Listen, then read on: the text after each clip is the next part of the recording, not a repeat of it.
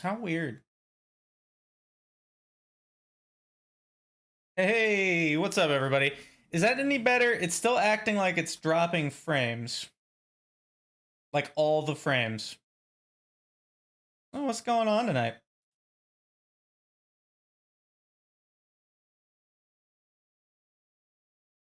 Seems stable now. I'm gonna do one thing. Okay. Let me know if that continues. I'm changing one setting. Let's see.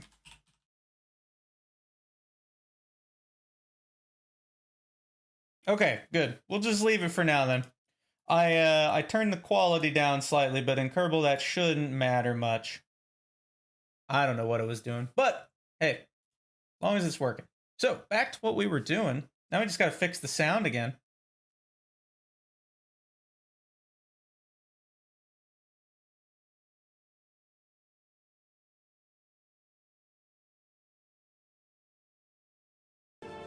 There we go. Now we have sound too. How about that?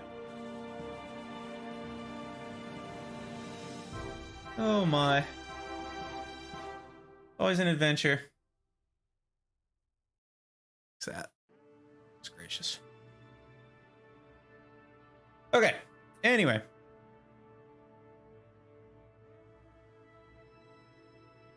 So, flipping rockets. That's a common thing. I could actually probably make one that'll flip if we wanted to. A lot of the time it's if you do one, let me see if I get one to do it. If you do one that's like a lot of weight and then a really big payload on the front with really big fairings, you can get aerodynamic flipping. Like, let me see if I've got one that'll do it. I'm gonna try to build one that'll do it on command.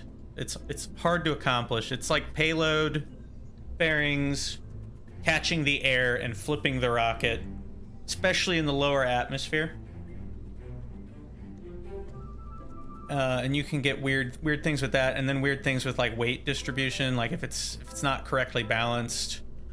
Like if you've got an absolute ridiculous amount of weight on the front somehow, and not enough in the back, that can be a problem too. But like let's do this. I'll show you this.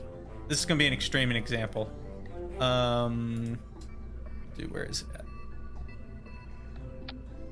Here's basic pod.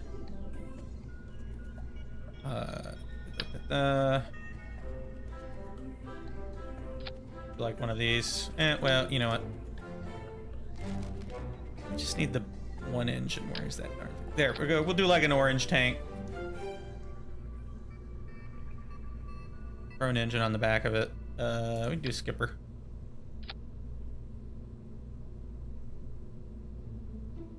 That'll take off. Okay, so here's like a basic rocket. And we'll throw fins on it. You do not need controllable fins on a rocket. They could help, but they're not necessary. You just need them there for stabilization. So I like to use the winglets because they're small and they don't move. So let's do like a payload. So we throw one of these payload fairings on it. Obviously you want a payload fairing. Don't build it just yet. Put a decoupler on there. Throw some weight in there. Let's just put a fuel tank in there. Like I'm gonna deliver this fuel tank to orbit. That's what we're doing. I don't know if this is gonna work or not, but we'll try it. Okay, there's a fuel tank. I want to put that fuel tank in orbit. But let's say it's like a fuel tank with a bunch of junk up here. Like a whole big thing, you know, you got like a crazy lander, a spacecraft, something, you're trying to get into orbit. So let's look at our center of mass. That's a little unstable. It's not bad. That should be fine. It's fairly central to the rocket. Obviously your center thrust can be down here with the engine. But if we take the fairing and build it, And I make it like wide, like it's a big wide fairing for some reason. It lets me, there we go. Like say I've got a, that's a bit much, but. Wow, that's being really weird about it actually. There we go, okay. So I got a big giant fairing up here for some dumb reason. Let's see if it'll do it. I don't know, that one might not work. It might need to be much longer actually. We're just gonna launch this. Because we don't want to lose our rocket we were working on, so I'm not gonna save that.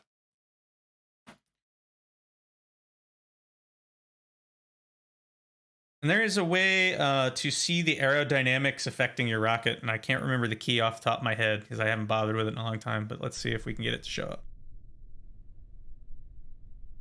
So here's our rocket. We turn the thing on, we fuel it up, we get it ready to go.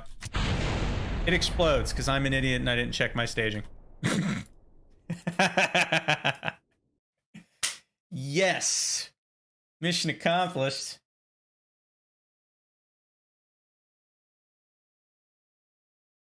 Pro tip, check your staging. Yeah, putting the engine firing. Putting that at the first, it's helpful. Okay, so we do it again. We throw in the SAS, we fuel the rocket up to full, or we throttle it up to full. We fire. Let's see what it does. Let's see. Not gonna do a whole lot. Doesn't have a lot of thrust. I found high thrust rockets can get kind of wonky too. There's something going on here. The rocket is falling over and it should not be. I did not command it to do that. So that's kind of interesting.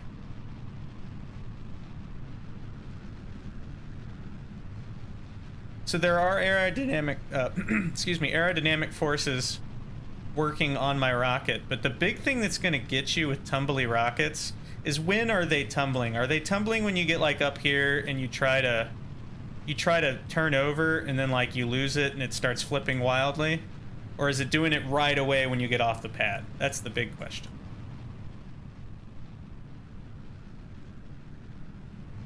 I gotta find like one of my old masterpieces that was like screwy at first. Straight away. That's interesting.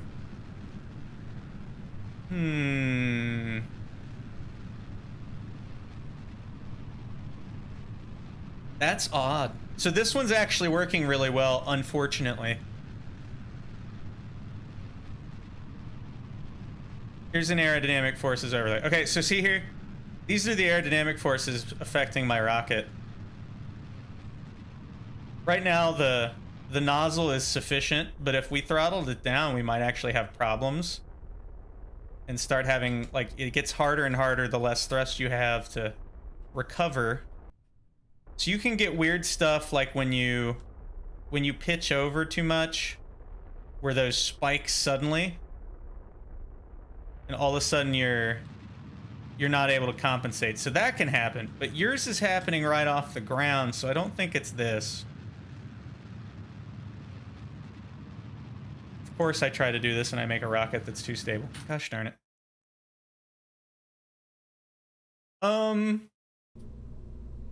That's interesting. When you look at your nav ball, what color is it sitting on the pad? Because I've done this before. Let me show you this.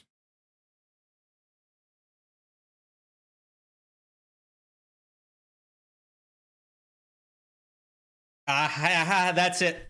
That's what it is. I've done that. You have a control part that's upside down. So let me show you this. Check these, like check your probe cores.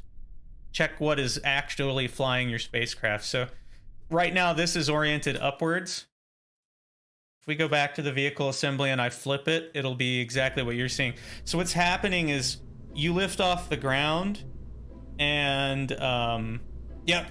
Are you using MechJeb, by the way? By any chance? It can be either... Yep. That used to happen to me when I used it all the time. I would always know if I did that because I would take off. It would get about like 15, 20 meters off the ground and then just flip end to end, because MechJeb only knows that it's now, it thinks it's facing the ground. That actually happened on a real rocket. I can't remember. This was like a couple years ago. I think it's happened a couple times in real life, actually, but it was either a Russian or Chinese rocket, and they had installed a control device upside down. It thought it was pointing at the ground, so it flipped the rocket over, and that was the end of that. So that is a real thing that has happened. But yeah, no, that'll get you.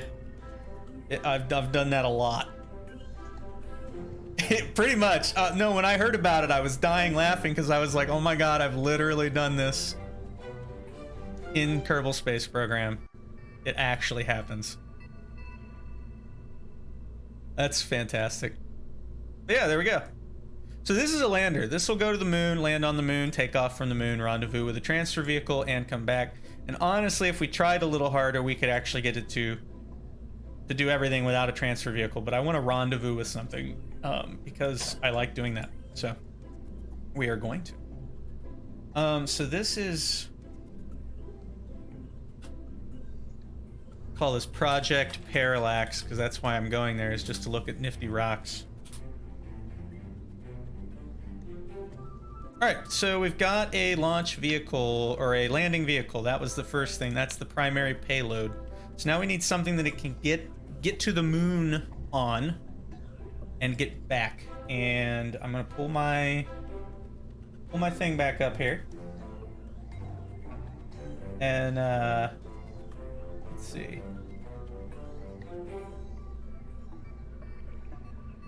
I'm pulling that web page back up. Here's our web page. Hopefully this is large enough that you guys can actually read it. I'm gonna make it a smidge bigger, but what we want to look at is these here. So if we're gonna make a transfer vehicle to get from the moon, or from the planet to the moon, it needs to have, in my case, it's gonna be like 900 and something odd to get there. 300 and some odd to get into orbit, and about 300 something to get back. So it's gonna need, what, 1500 to 1800 total for the purposes of safety. That's not too bad.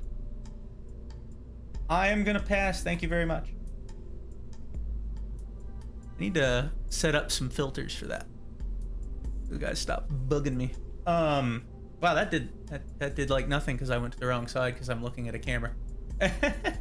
Anyway, so we need a transfer vehicle. We need a transfer vehicle with a coupler that'll fit this, because we're gonna rendezvous with them.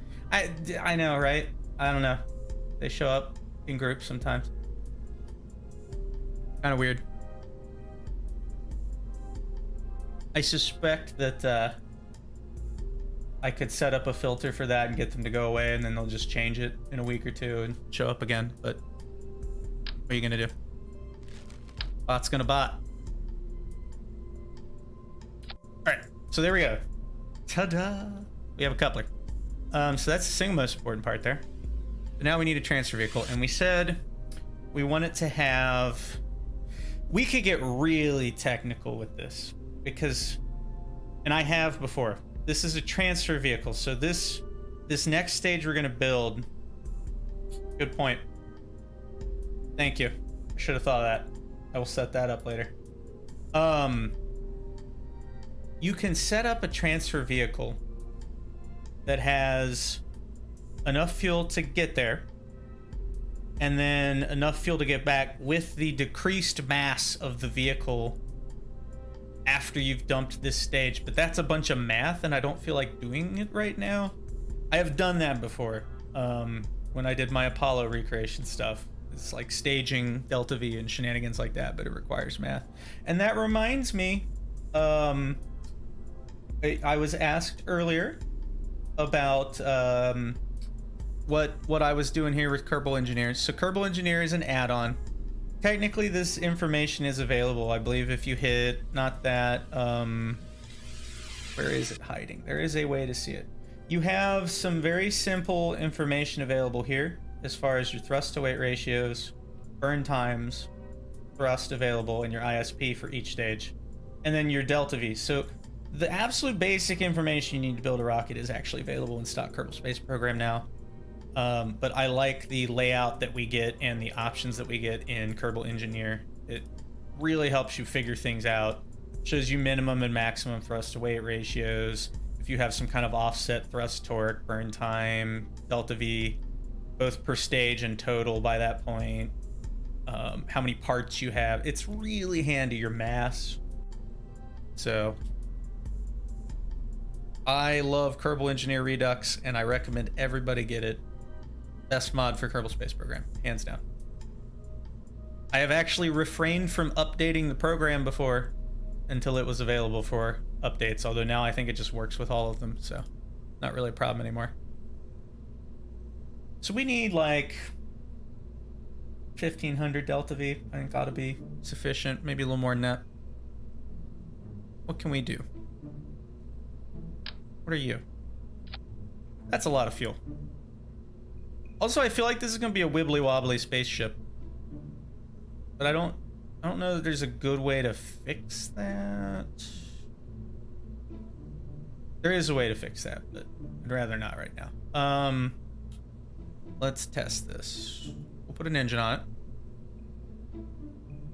it. How much thrust do you have?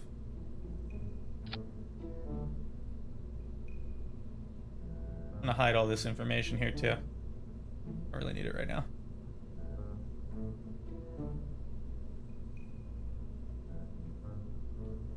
One thing we really have to do is, since this is a decoupler and not an actual like staging part, we need to disable crossfeed. That way it's actually calculating delta V properly. It's not allowing fuel to go back and forth. So that would do it right there. There you go. Mission accomplished.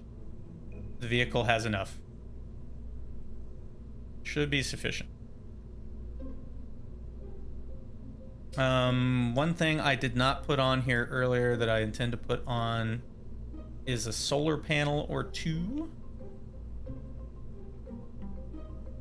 Which, 200 electric charge. Let me just put batteries on it. I think that should be sufficient. And they won't mess up the weight distribution too much, so.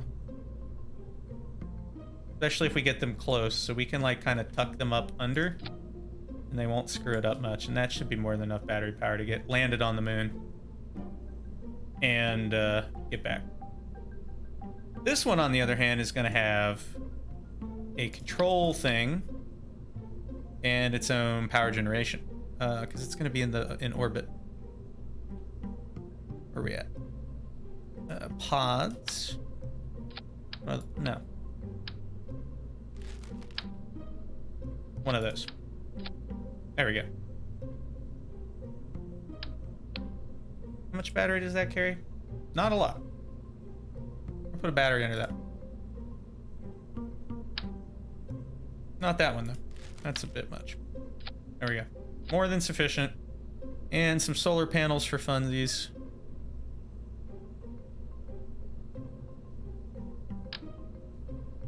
It doesn't really need to be that sophisticated, though.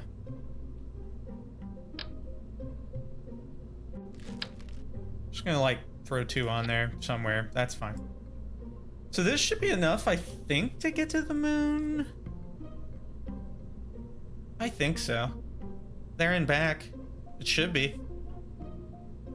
Should be more than enough. We don't even need this engine. Like, that engine is way too much. So let's see if we can do a little better than that. Alright, man. I will catch you later. Poodle. Poodle is pretty typical. No, that's not gonna work. Ooh, there we go.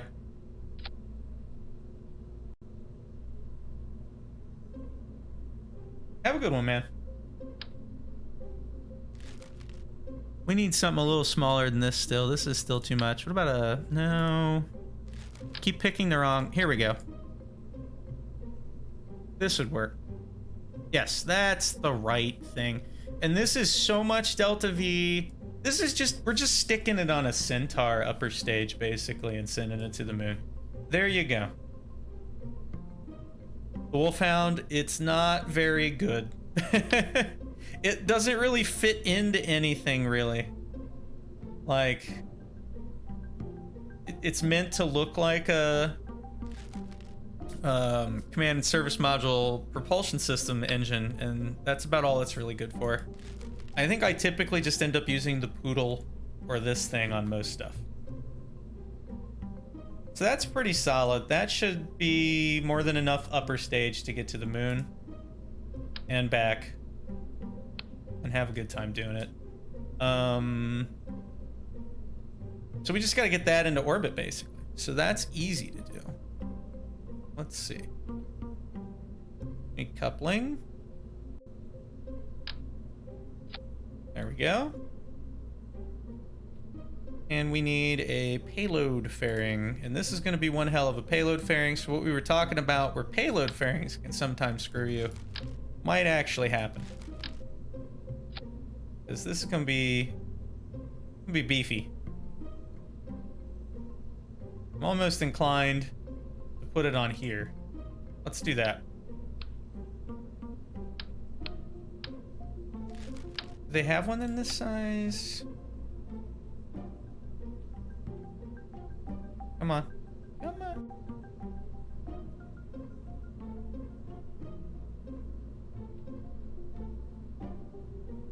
Wow, this is stupidly large. Oh boy. They're really gonna do this to me. There we go. There. Oh, oh, oh. Perfect.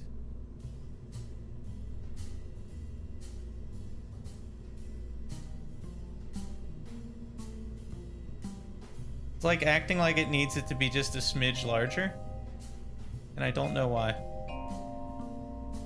But we'll go with it. There we go.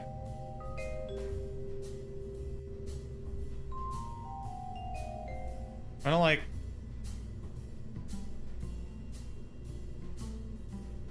I think this is gonna fly really bad.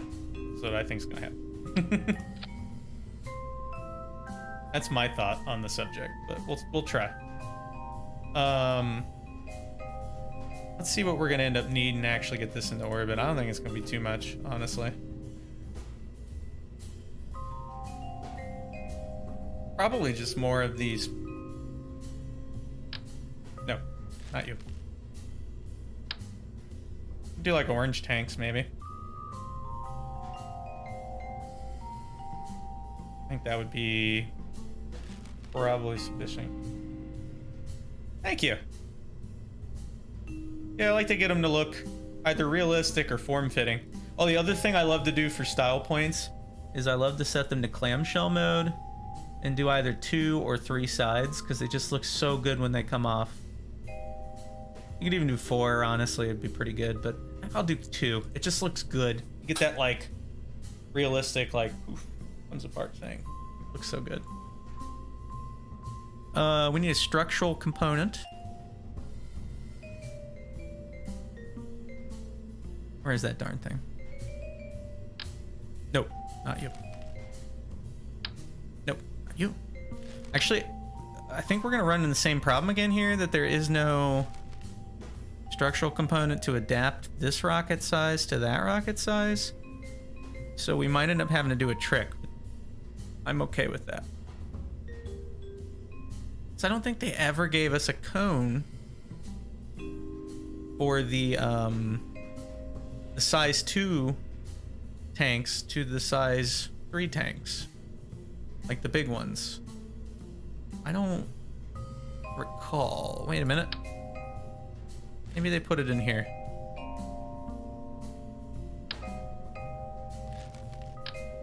Aha! There we go.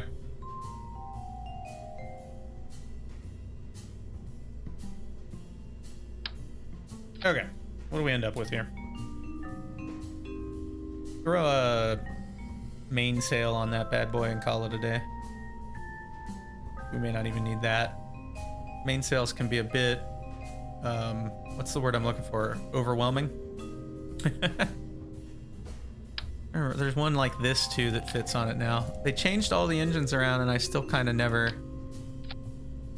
Oh god. Wait a minute. Okay, that would be pretty good, actually. It's almost a fully functional rocket. I just don't like this on the front of it, to be completely honest. I really would rather tuck the whole thing in to this. So the question becomes, can we do that?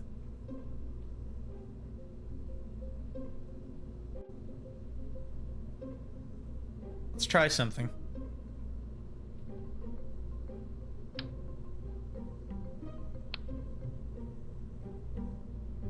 This is gonna look really cool if it works, and it's gonna be unfortunate if it doesn't, but that's okay. Payloads.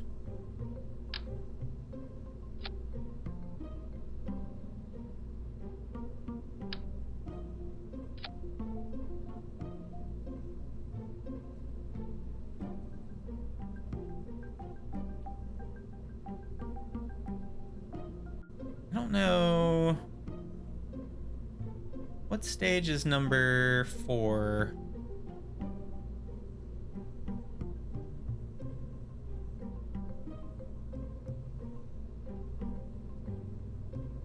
I need to do that, actually. That's a thing I've needed to do for a while. I always do throwaway ones. Dude, it's gonna be dumb about this. There we go. Yes, I like it. Okay. Let's see if it'll let us do this, because we could at least make this rocket a little less derpy.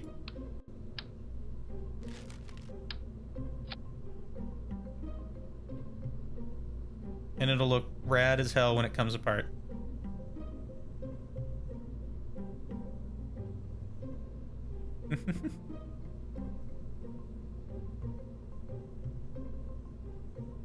Look at this. Oh yeah, that's what I'm talking about.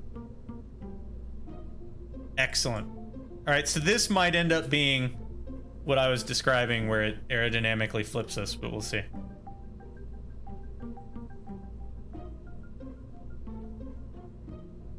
We're gonna do 4, so it splits up easier.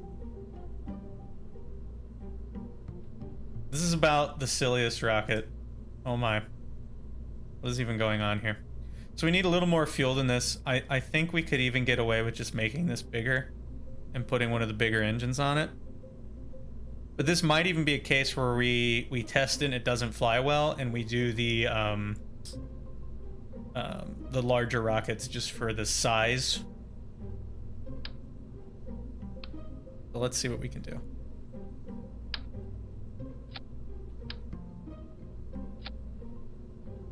Nah, that's not gonna get us enough. It needs to be 2 stages, so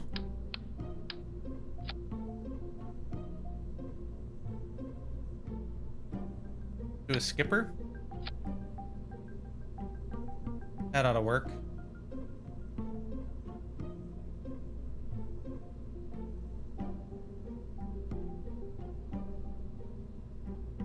Coupling.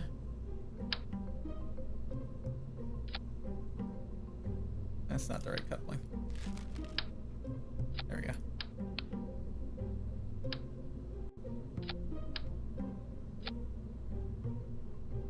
That should be more than sufficient, I think.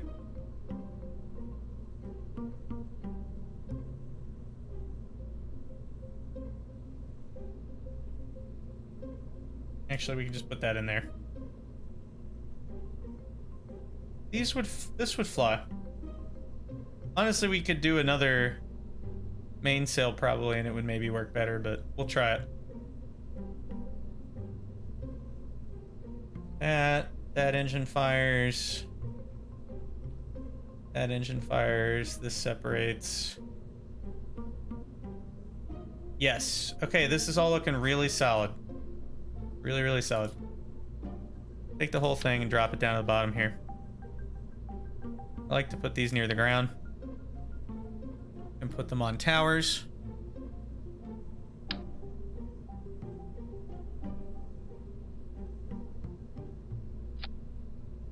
Oh, and there's one or two more finishing touches. I do like to throw on winglets for stabilization. And I also like to rotate my craft 90 degrees so that I can just pitch back to get to orbit. instead of having to like fight the nav ball and do weird stuff. Makes controlling certain actions during launch a little easier. I still don't know if this is going to fly well, though, is the only thing. But it's looking more like a sweet spacecraft, so we'll try it. I think this should be sufficient to go to the moon, but I could be wrong.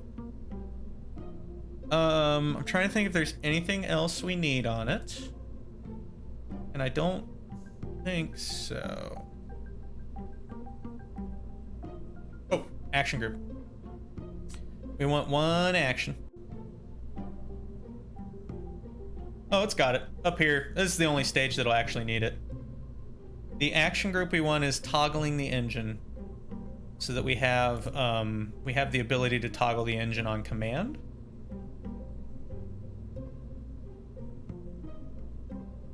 And that should be what we need. I think.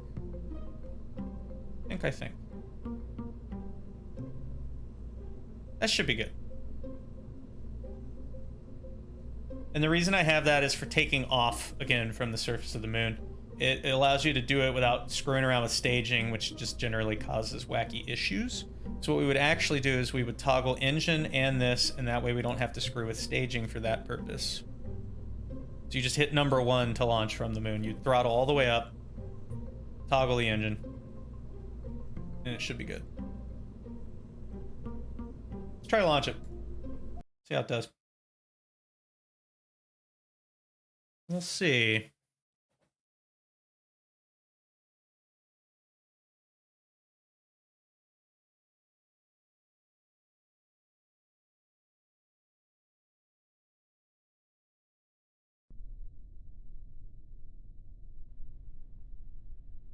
Okay, night launch, that's fun.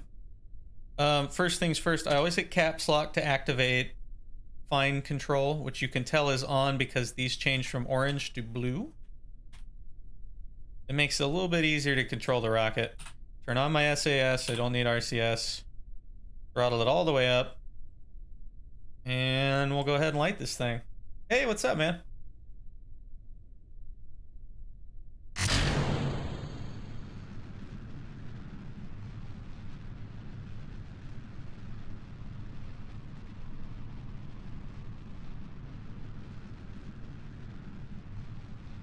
Dude, I don't know. This cold is stupid. All right, we've hit about 100. So this is the tricky part where we're going to find out how well this flies. We're going to pitch back out to here. I'm going to hold this. What I want is for the rocket to start falling over. And then we can actually, if we want to be really fancy, we'll just give it a nudge in that direction. And we'll turn off SAS and let it fly itself to orbit.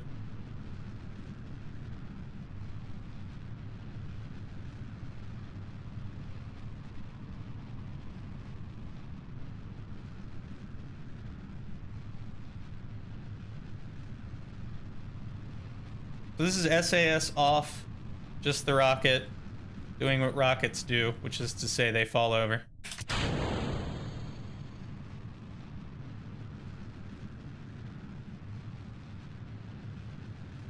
Letting gravity turn the rocket.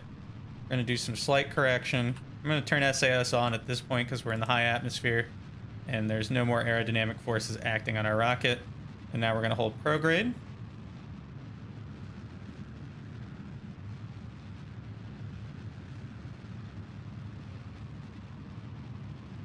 And we're basically just watching our apoapsis height go up.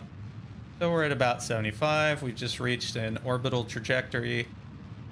We switch to orbit mode automatically. Good enough. It's slightly inclined, but we'll work with it. All right, go into map mode, add a maneuver node to the prograde, or the apoapsis.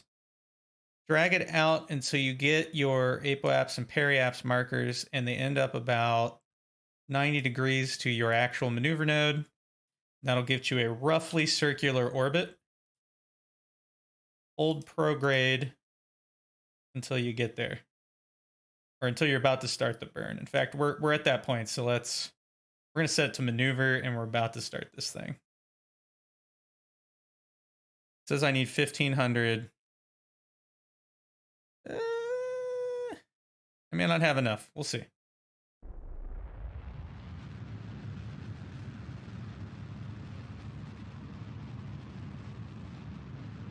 I should be fine. Close enough.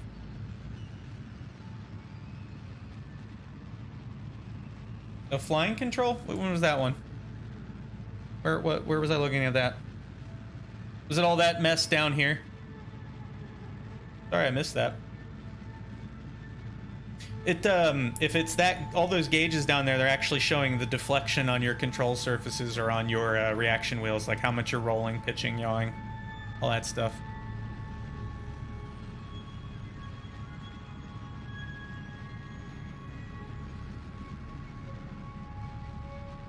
Looks good so far.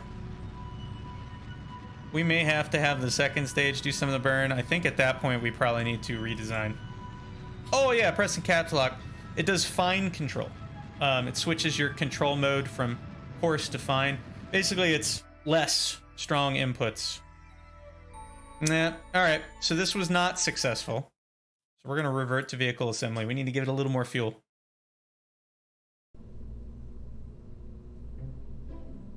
That's a good point. I could ditch them.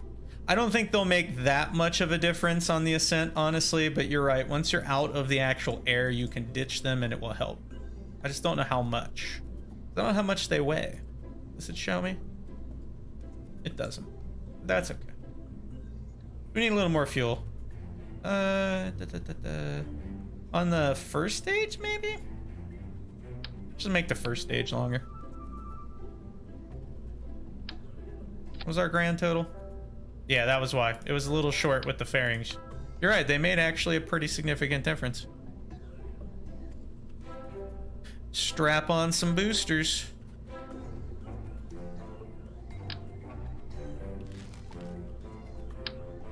Maybe throw one of these down here.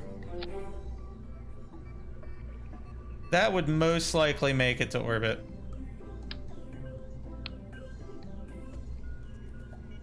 Or at least I think it would. It's like just enough. Let's try it. I can show you that again too. I actually have a really cool friend of mine did a great orange tank design way back in the day that was just like the ultimate heavy lifter, and it was so simple it was ridiculous. With just like a central orange tank and 4 outboard orange tanks, and you could lift so much stuff with it. Don't need that right now. That's a mod for doing reusables. So same thing. Turn on our SAS. So if you hit caps lock, it switches you between coarse and fine control. And it's just like how hard you're deflecting the surfaces when you press the buttons, since you know you're using WASD. And it makes it a little easier to fine-tune rocket trajectory. It doesn't kind of go overboard when you're doing stuff. And it's in fine when these are blue. It's in coarse when they're in orange. A handy trick, they don't advertise it. I don't even remember where I learned that. I've been using that for a while. So same thing, let's try this launch. I think the game just crashed.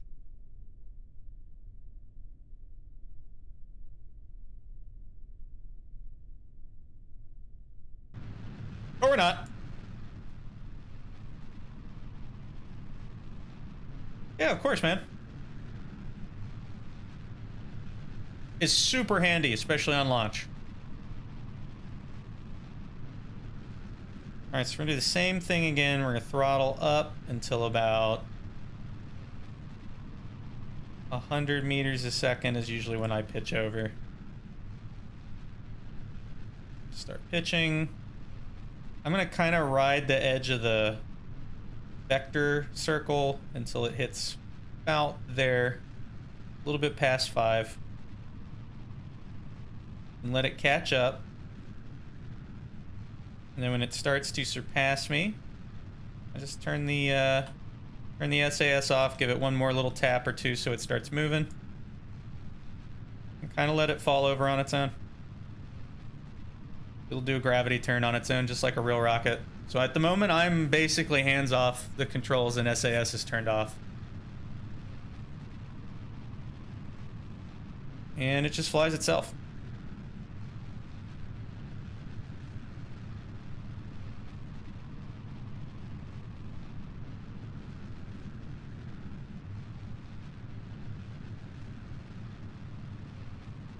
We're about to run out of fuel.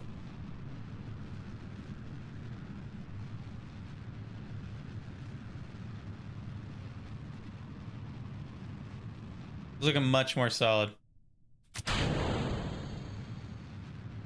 At that point, after staging, I'll set it to pro grade hold and let it control itself, because we're going to run out of air and start being weird. We'll no longer have the air stabilizing us.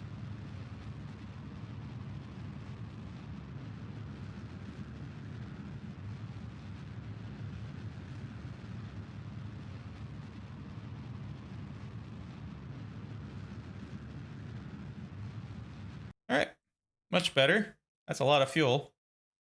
I think this is going to work.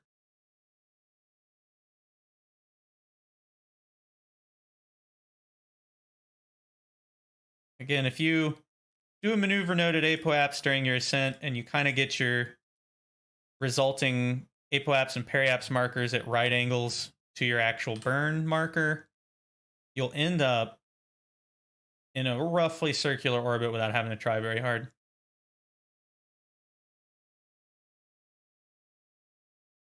No, it's shallower now. It's actually 70.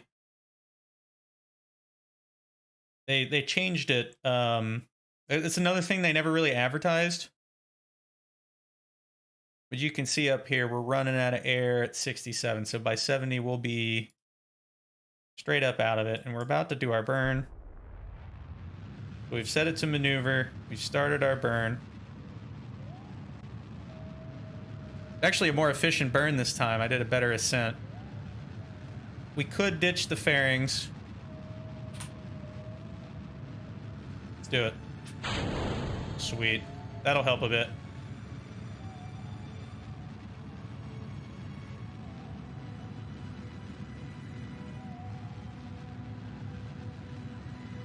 Not as much thrust as I would like. This isn't going to be the most efficient circularization burn, but it just has to get us out of the atmosphere.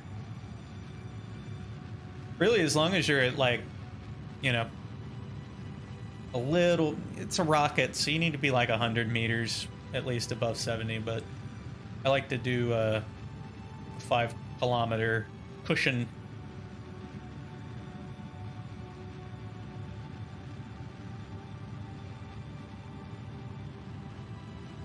We're coming up on the end of the burn.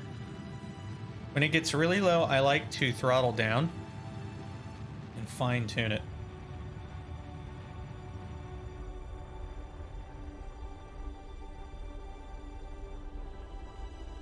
Not really. It just takes a little more fuel. That could be beneficial in a lot of ways, depending on what you're launching. All right, we're in orbit. We need to boost it ever so slightly, so we're going to point at prograde. That's good enough. 71 by 83 isn't too bad. I'm not going to worry too much about circularizing this rocket.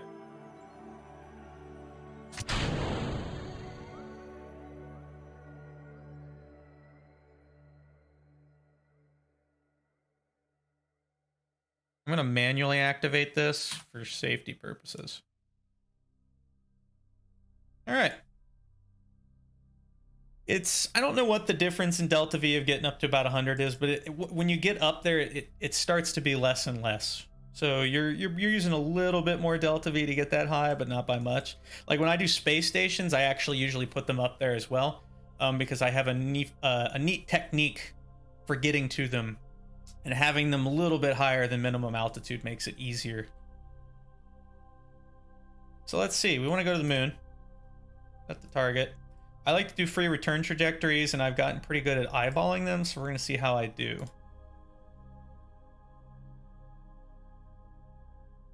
That was pretty good.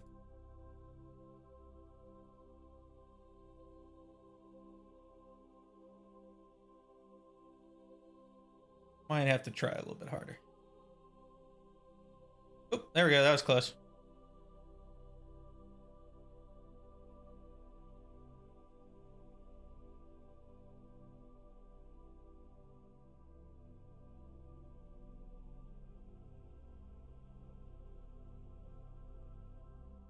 If we click on the moon, we'll get an idea of what's happening here.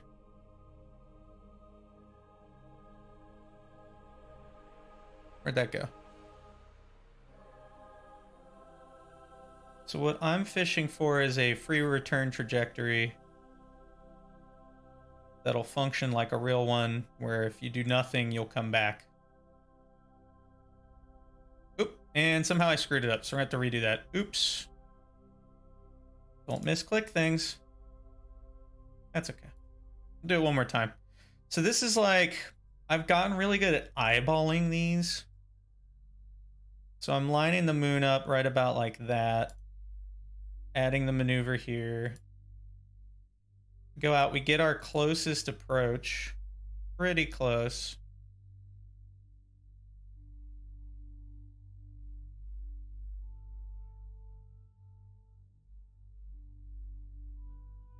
And then we start doing radial components. And you can get it to catch the moon and go around it, but that's not a good one. That's not the right spot. It's like right about here. That was close.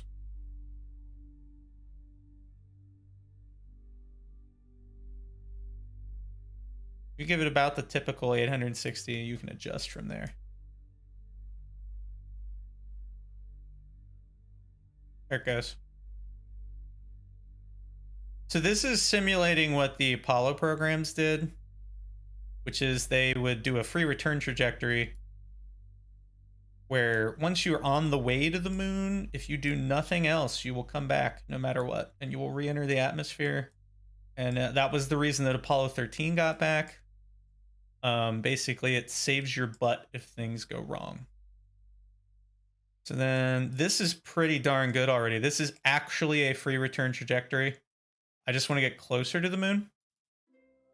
So we could either adjust it now, or we could do this burn and tweak it later on.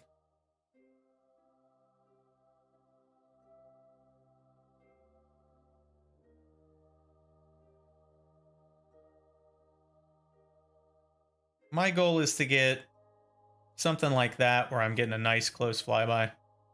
Cost me a little more delta V.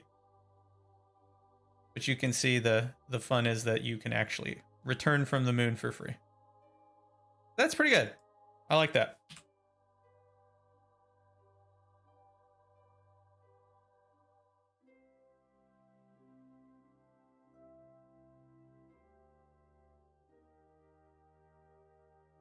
I was like, oh, there's thunderstorms. It's a thunderstorm effect. I was wondering what the heck I was seeing there. It looked like thrusters going off, and I had no idea why. Speaking of thrusters, one thing I forgot to do. We go into the actuation toggles.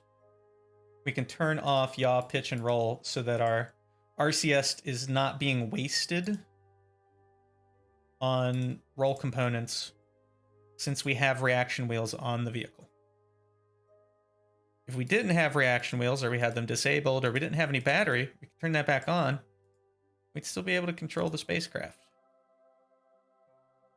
That should be pretty good. They're only doing translation for the docking maneuver. All right, we're turning SAS back on. We're going to point this at the maneuver node, and we're going to extend our solar panels so they start charging us up when we need it. Do a quick save. We'll warp to the node.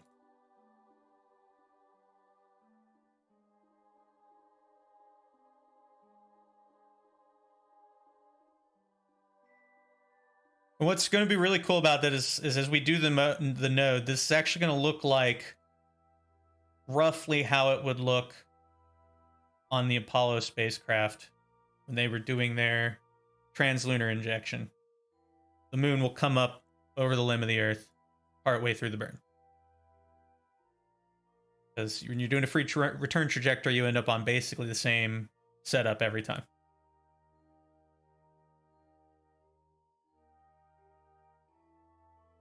Now we are a little low altitude, so we'll see how it goes. But this should be good. It might be screwy. We'll see. I have a lot of radial component in there.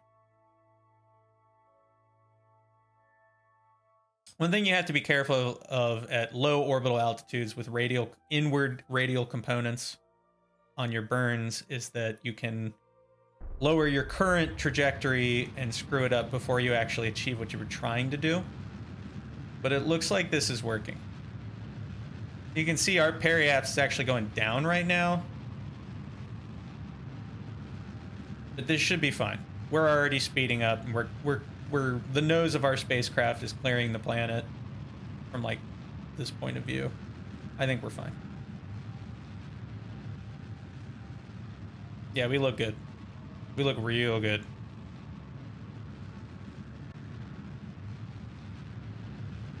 But if we watch this, the moon should appear here somewhere. It's a bit of a long burn though. This engine doesn't have a lot of thrust.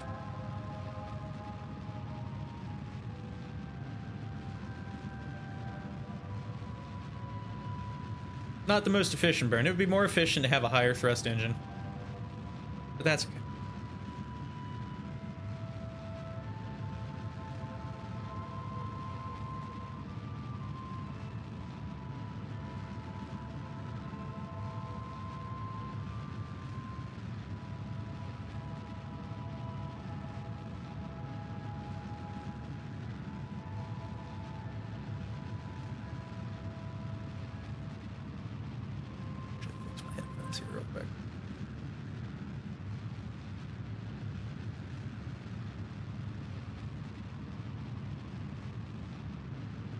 Definitely the moon, just because I've done a lot of it.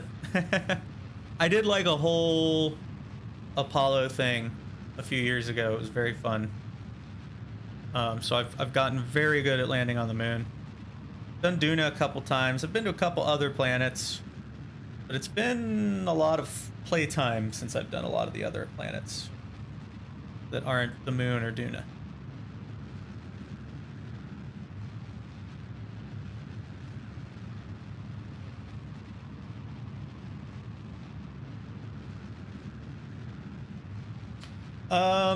On Steam, I have like 588 logged hours, but it's actually, I don't know the exact amount. It's well in excess of 1,000, but I used to play with multiple saves, so it wasn't tracked time. Like I'd have multiple installs of the game with different mod packages for different things I was doing. And, so this is slightly problematic. This is what I was worried about. We have dipped our periaps low enough that we are heating. We should put these away. This was a non-efficient thing. I think we're going to be okay. We're already climbing out of the atmosphere. So we skimmed the atmosphere. Looks like we're still on a trajectory to the moon. That's also probably why we're not seeing the moon yet, because we didn't actually climb efficiently.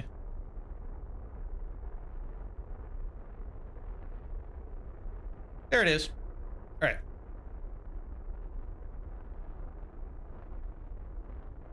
So that was not an efficient transfer. You should really be able to do that better than what I just did, but that's okay. Yeah, to answer the question, I don't know for sure. It's at least 1,000 hours. I'm gonna point prograde to reduce our cross section and reduce our drag. What did we end up with? That's good enough. We'll do a correction on the way. How much delta V? We have 1,000 remaining. That's more than enough. More than enough. So let's climb out of the vicinity of the planet here real quick, and we'll set up a thing. Let's set something up. We'll go to like here where our trajectory is starting to flatten out a little bit. And this would be a point where using precise node might be useful. Technically, you have the ability to do that here too, if you really want to.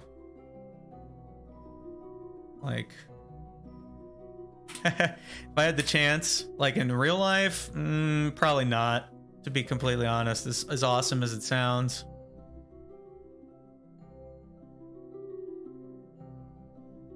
but I am rather happily married here on Earth and like being around my family, so. Now, if I could take everybody with me, maybe. I don't know. That could be fun, right? Colonize another planet.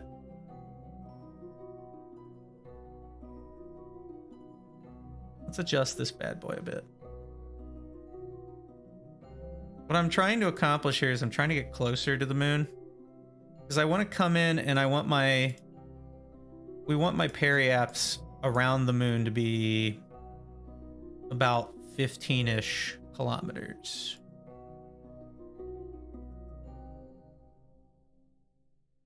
Man, that's a good question, actually. That is a really good question. How do you communicate with an alien that doesn't speak any Earth languages?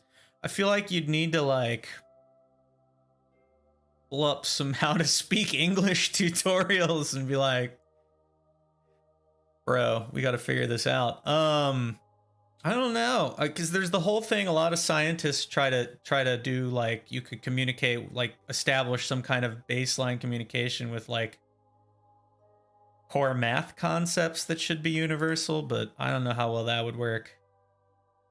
English is actually probably the worst language you could speak in that situation because our language is really hard to learn.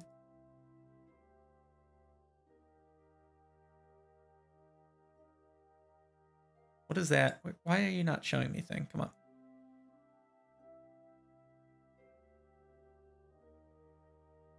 I'll take that. So see this burn we've set up. I feel like you'd need to establish like... probably start with nouns.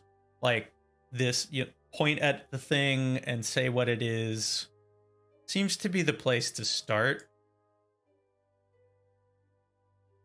And from there, once you've established what a few things are called, you could probably try to figure out how to add like other stuff in that we use in our language. So I'm gonna use a trick here. I know that this is a minor 3 meter per second burn, and I know thanks to this that my acceleration maximum is 8.62 meters per second. So I'm gonna right click on the rocket and I'm gonna throttle it way down. So its maximum acceleration is much smaller.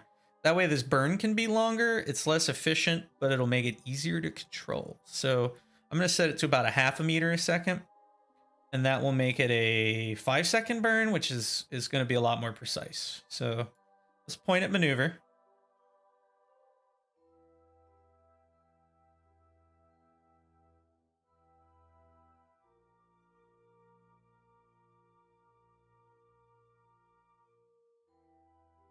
Do a quick save. We'll warp out to the maneuver point.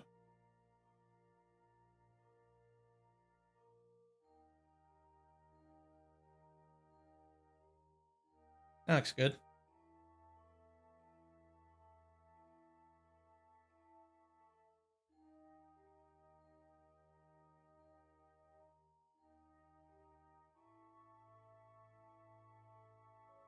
We're about 45 seconds from the burn. I'm actually speed up a little bit. There we go. We can actually do this at like half thrust and extend the burn time out even longer, but we'll just throttle up and down and see how we do.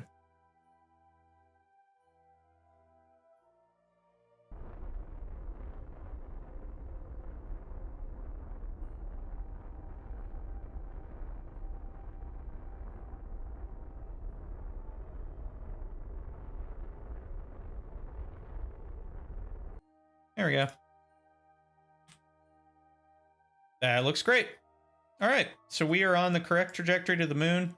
It's still a free return. If we do nothing, we will come back and land on the planet. That's just excellent. I'll make a maneuver note here at Periaps.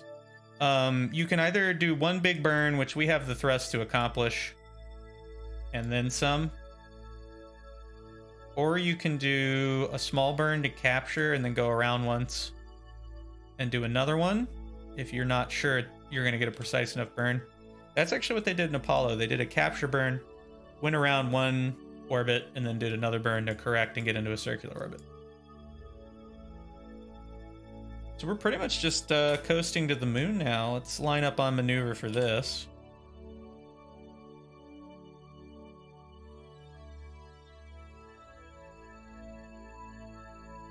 There's a nozzle going crazy over there.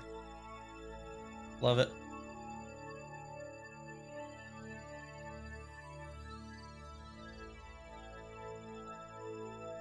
All right, that looks good. Let's fast travel to the moon.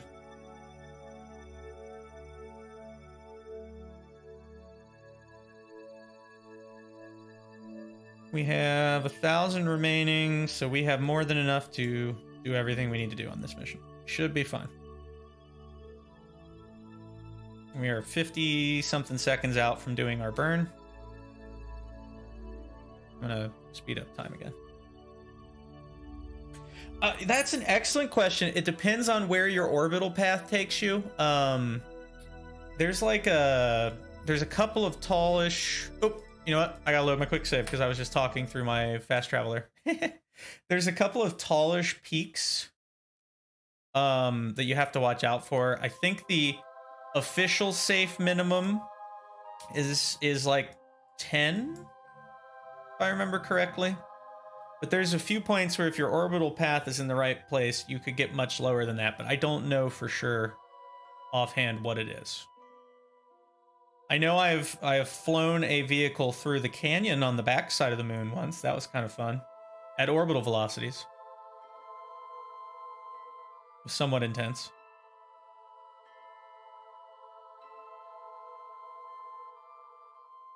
All right, speed up time here. Mostly the minimum altitude you can orbit something is determined by how tall its tallest peak is. And I don't remember off the top of my head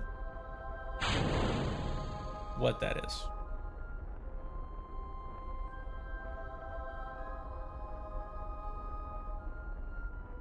Why are you... Oh, gosh. Look at me not paying attention to details. We're gonna do that one more time. You see what I forgot to do here? We had done our nice, precise maneuver, and I forgot to throttle the engine back up. So, whoops. All right, this is gonna work much better now. I believe so, because Minmus is very flat. I think you can do like really, really hyper low orbits on Minmus. I was about to say that looked weird. We were really far out there because our thrust was too low. Okay, now we're looking good.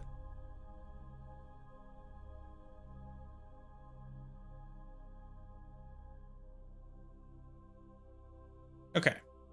5, 4, 3, 2, 1. Go. That's much better. This will get us a roughly circular orbit.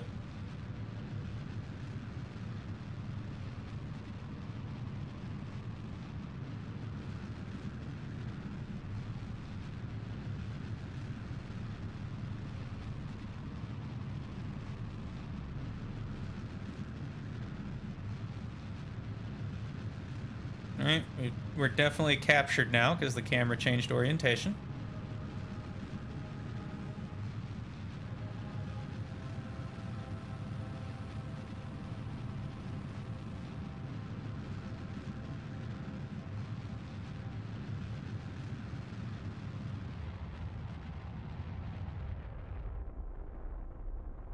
All right, I'm gonna fine tune that out.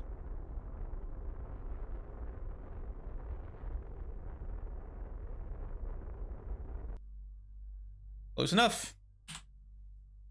Not bad. So we're gonna pre-prep this for doing stuff on the moon. I like to point things either normal or radial for these purposes.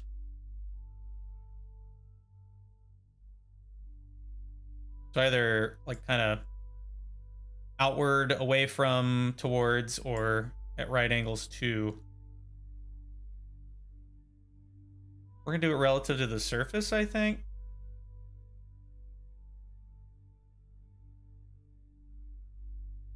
That's better. Where are you going there, buddy? What's it doing? I'm a little concerned about what it's doing here. I think it's just confused. All right, let's just have you go prograde.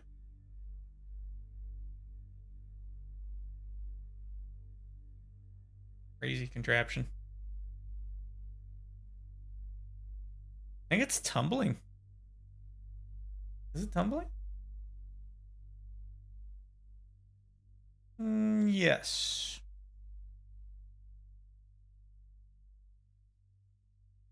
There we go. It got kind of out of control there. It's pretty hefty right now, actually. We can help it along with little poofs of time warp.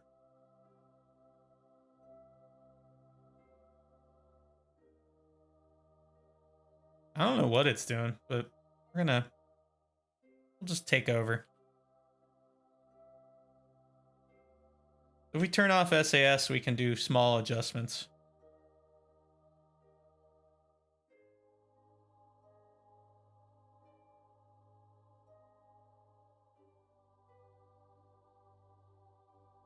I just don't think we have a lot of wheel authority.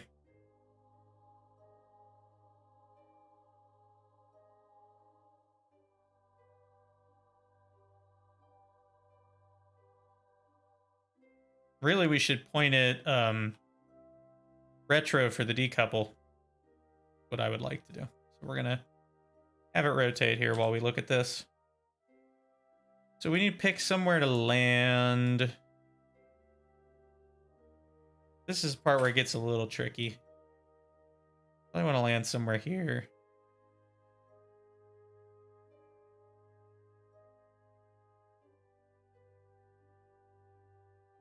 What's the surface look like? That might be a good spot. A couple of good spots there. That might be hilly. This is probably pretty solid. This is probably pretty solid. This might be our best bet.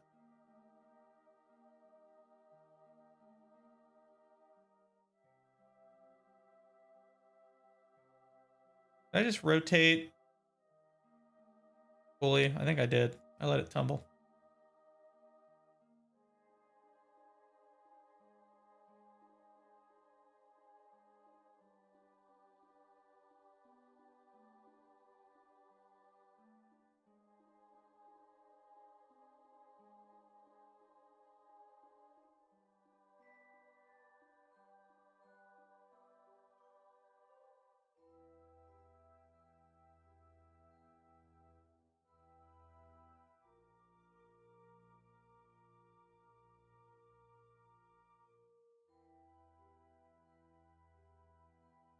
There we go.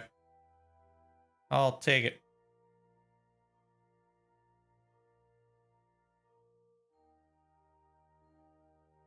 So we could decouple this now. And that would probably be a wise decision.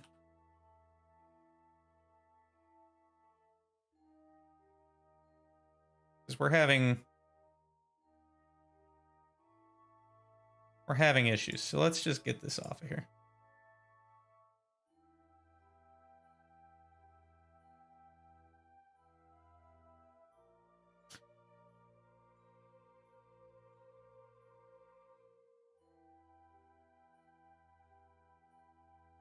There's something very weird going on here.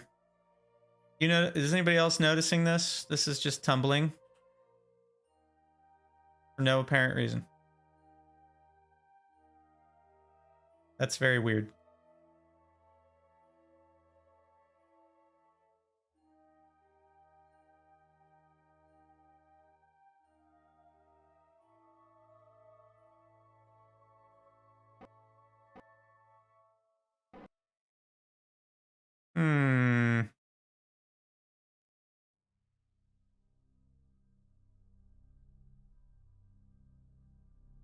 Now it's fine. Very weird indeed. I don't know what that was. Some glitch was occurring, but that's fine. We'll deal with it later. So we're gonna need to go around one anyway. So we'll just kind of let these fly apart. Because we need to set up our orbit. Where do we want to land? I'm thinking like somewhere in this vicinity is probably best. Right here would be really ideal. But we'll set it up for like right here. So if we kind of lift that up a bit, center the moon, pick where you kind of want to target. Actually really like this spot because it's a big, there's some ridge lines here, but then it's a big swath of flat. Add a maneuver on the opposite side of the planet. And this is my trick for figuring out ground altitude. Every rocket's a little different, but we can roughly see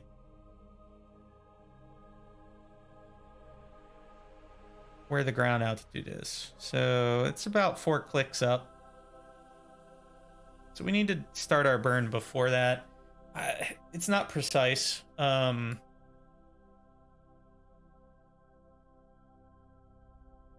be 4 kilometers high.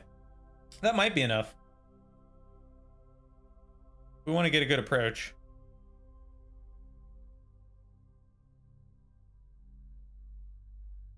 And then you got to kind of like fidget with it to pick where you actually want to start your descent.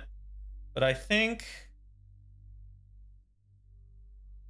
something that like that might work. If I had trajectories active, I'd be able to tell. But I don't, so we can't. But this seems reasonable. Let's try it.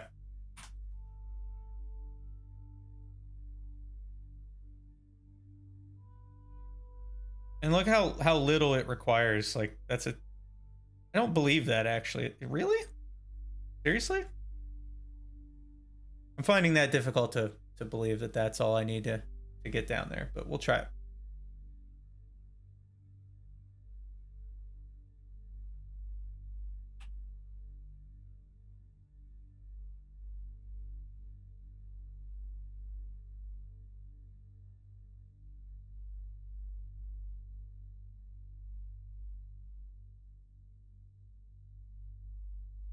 Sure, why not? This may not be a successful approach and landing. We'll try.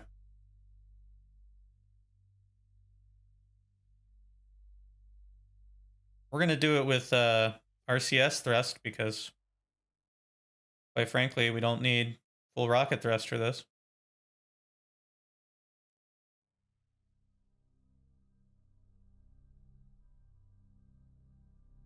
See how we do.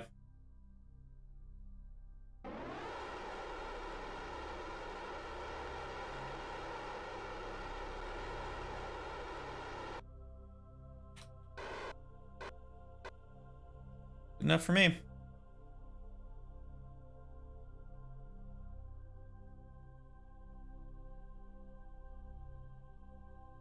Okay, so there's a few things we want to do.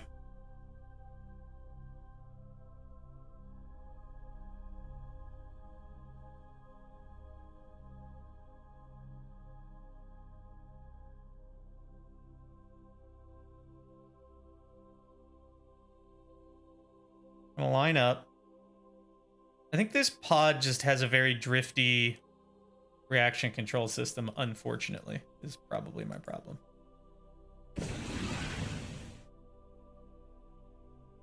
Let's warp to the node. We'll try to land.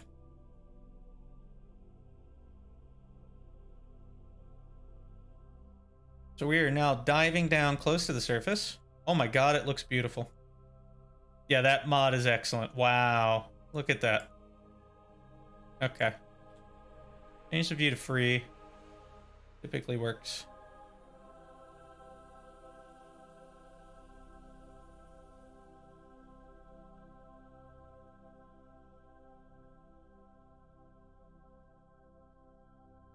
I'm gonna roll the spacecraft so that it's horizon level like a space, like a air vehicle. Yeah, this is why I decided I wanted to go to the moon tonight, because I installed this mod. Alright, we're gonna put it in fine control. We're about ready to start our burn. We'll see how we do. I don't know how this is gonna work. This may be bad. But we're basically gonna start the burn at the node and then start burning retrograde. And the goal is that we should be able to land safely.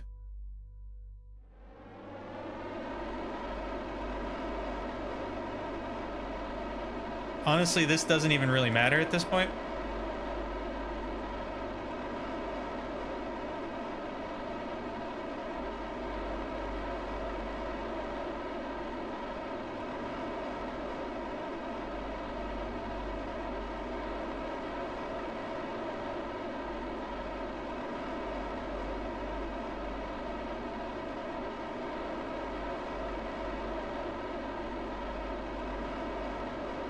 So we're bleeding off orbital velocity.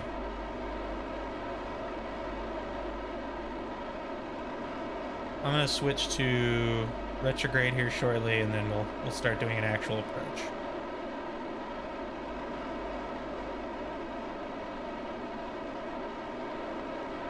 I'm a little worried about the thrust to weight ratio on this engine.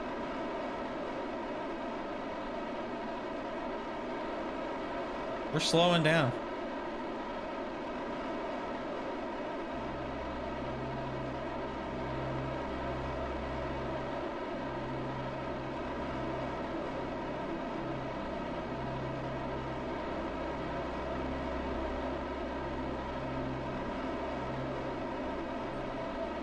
So you'll notice as our maneuver continues, the retrograde marker is actually catching up with our maneuver node, and once it's close, we're going to switch over.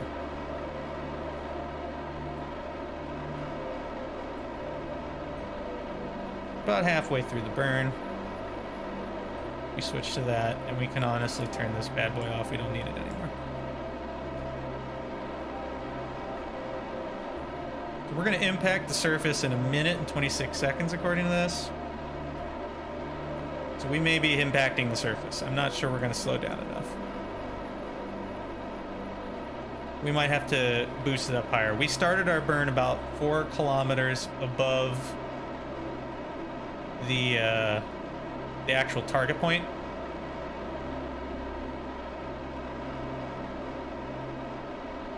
I don't think we're going to slow it down enough.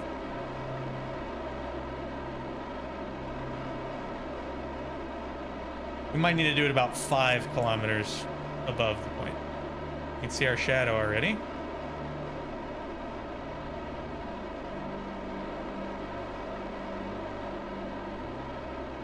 There's our target point.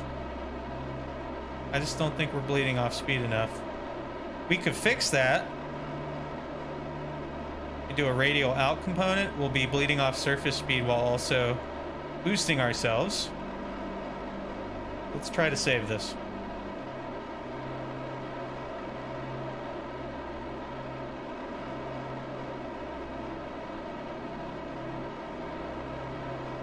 Do it like halfway between. I actually really like the landing point if we can just stick the landing.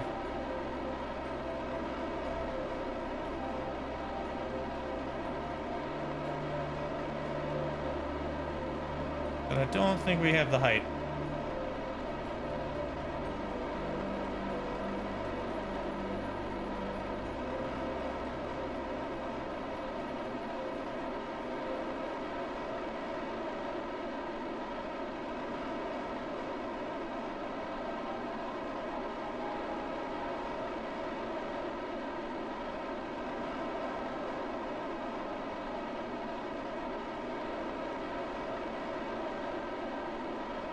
Come on, thing, come on.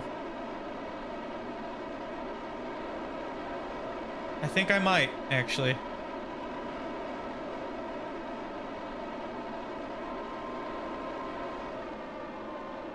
Yeah, because we actually got vertical speed there. Okay.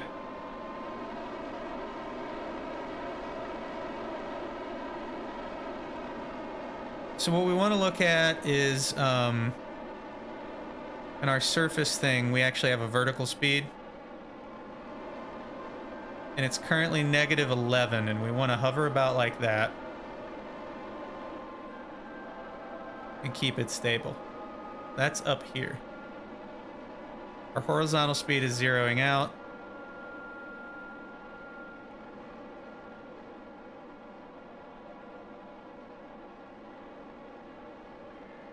I think I'm okay with this landing point. We'll see when we get a little closer. Speeding up a bit too much, so we need to slow that down.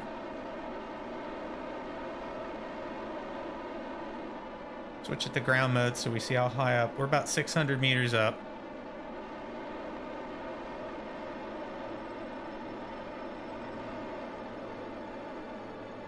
Doing about -8. That's fine.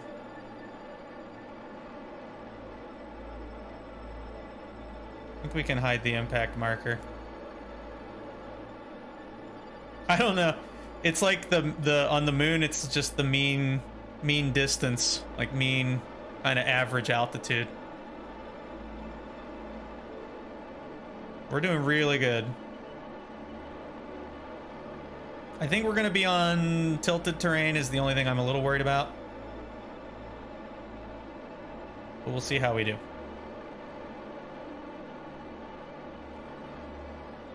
All right, we're going down about -5 now.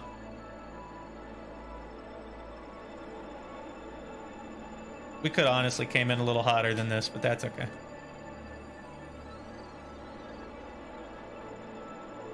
Pretty good.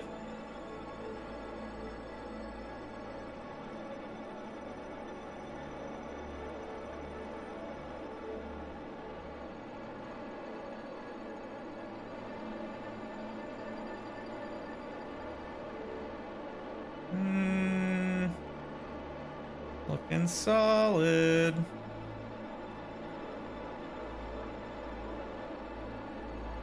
We should.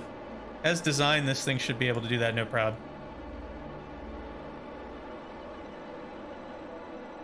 All right, we're getting really close to having a problem here, so we gotta be careful.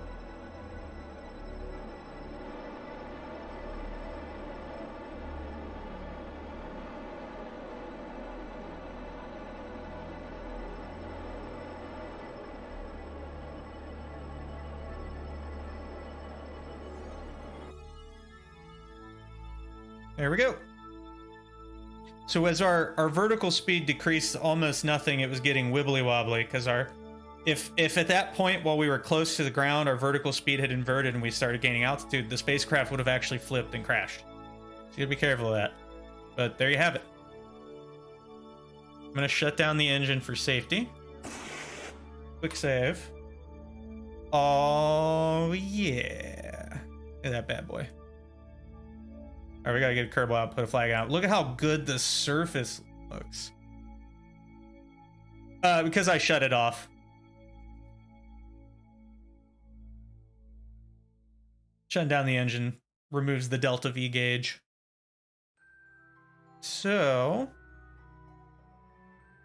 let's do this. We're gonna take Jeb and we're gonna EVA him. I actually have done that before though. I once landed a thing on the moon with 0.3 seconds remaining of burn time. Did it show that? That doesn't make any sense. I don't know about that. We can turn it back on in a minute and look at it.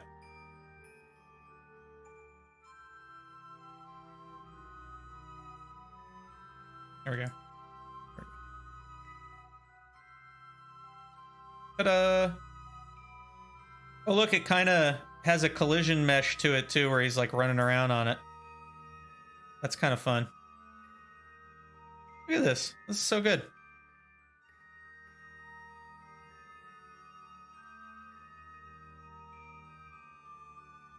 Wow, the surface looks excellent. I like this mod. It makes you kind of float over it though, because it's tessellation. So we may want to like turn that off. I think he's like slowly.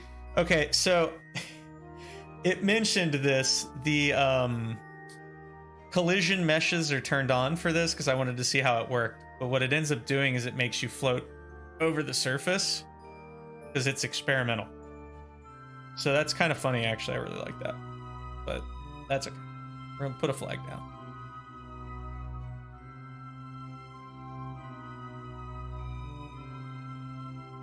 Diamond hands.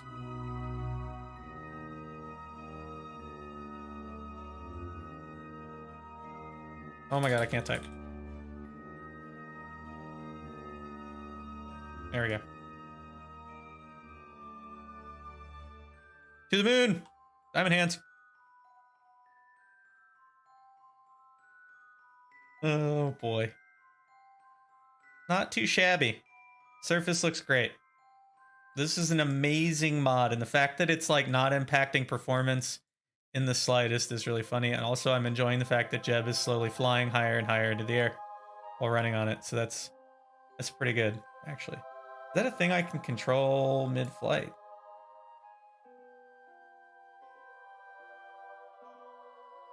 I don't think so. Really funny, though.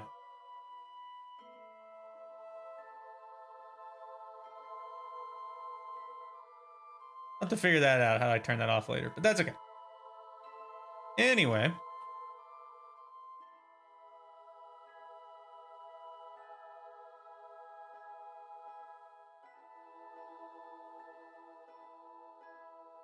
I was gonna say, I should be able to fairly easily grab onto this. But yeah, that makes the surface look excellent. Look, it even does like specular lighting on it. How nice.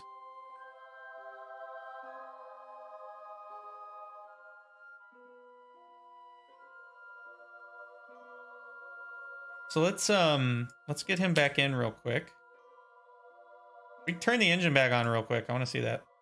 I was gonna say, no, I should have plenty of delta V. My thrust to weight ratio went down to 0.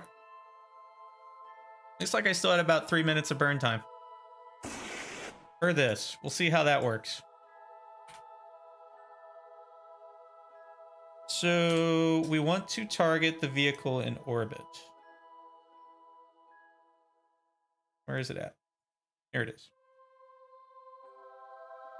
And we want to switch to that real quick. So I want to see, is this the one that was all drifty and weird? Not sure.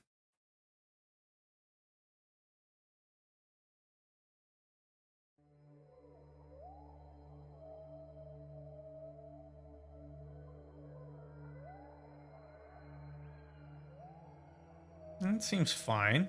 I don't really know what was going on there. How weird. Oh well. This is all A-okay and ready to go in orbit. Switch back down to the surface. So what we want to do, our orbit's at about 14 kilometers. My trick for rendezvousing with things really easily is that's kind of weird. My trick for rendezvousing with things really easily is to wait until the target is about a fourth again as far away from me as its actual orbital altitude. So in this case, we're going to shoot for when it's about 18 to 20 kilometers away from me in a straight line is when we want to start our ascent. So let's get this bad boy ready for that. We're going to throttle up. I want to test something real quick. Yeah, that's going to be the pitch angle we want. Okay. So we throttle the engine up. Remember when we hit 1, it's going to do our stage separation and let us take off, and that should work. But if that doesn't work, we can always reload the quick save and just fly it with this because we got tons of fuel left in this too, so we could even like take off like this and leave all this junk behind in orbit. Doesn't really matter. Do a quick save. We will speed time up until we can actually see that.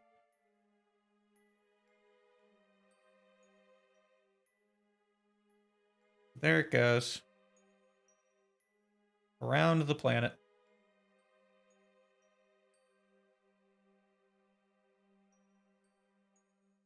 Moon, whatever. Okay. Let's check. We may actually see it now. It's fine. It gets cleaned up magically by the game. No, I usually try not to leave debris in orbit. Like I try to design things, and that's a big thing actually. Around the real moon, you typically can't leave debris in orbit for extended periods of time. There aren't really any stable orbits around the real moon, because the gravity field of the moon is so perturbed by differential mass distribution. Things get nudged around in orbit enough that they eventually fall out of orbit. So there are no bits of the Apollo space program still in orbit around the moon. All of it fell out of orbit eventually. In Kerbal Space Program, you can leave lots of junk around the moon. So I still don't see it. It should be coming over the horizon. But why is it being weird?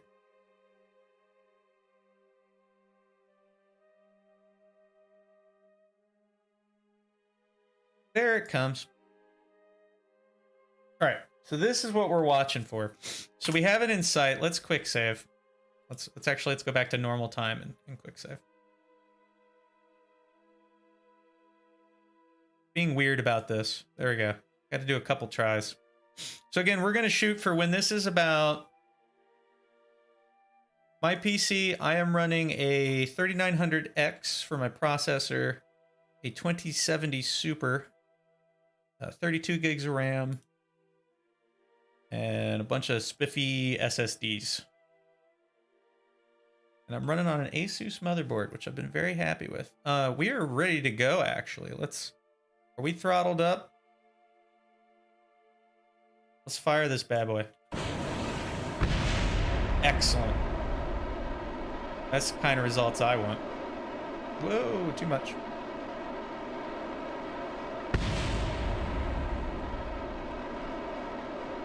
That was amazing.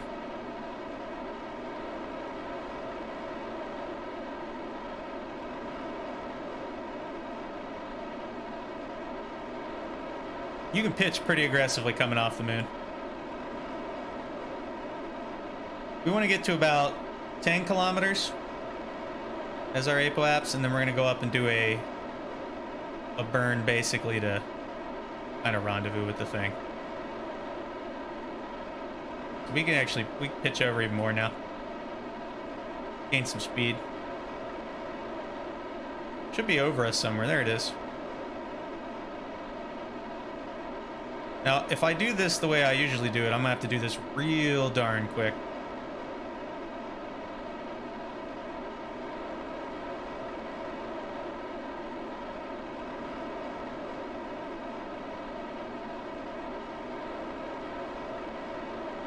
Okay, to the map. We're already pretty close.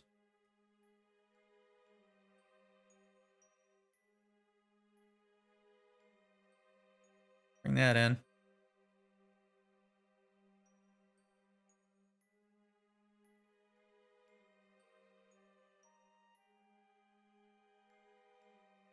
So we could like be really aggressive here, or we could just kind of get into orbit and chase it a bit. I am inclined. I don't think doing a prograde burn on the target is the right choice right now. I think we need to get into an orbit and then chase it a bit. Especially considering how easy that's going to be. And look how advantageous that becomes. There we go. That'll work.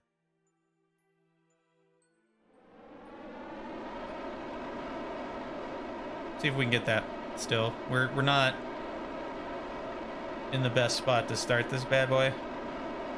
There we go. Right, we're way over the point to start this bad boy. Okay.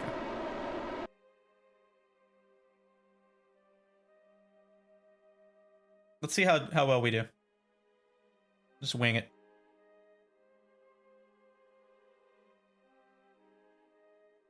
Screw it. Burn prograde.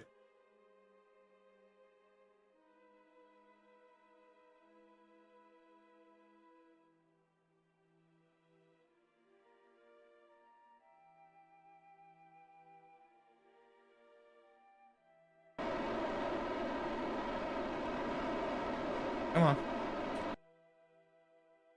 I've actually done direct to orbit burns before like they did in the Apollo program, but it's incredibly hard to do. It's usually easier to just kind of wing it a bit.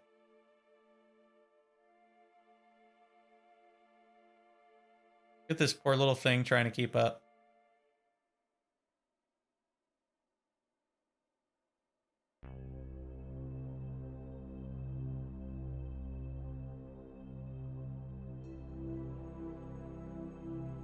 Oh, no.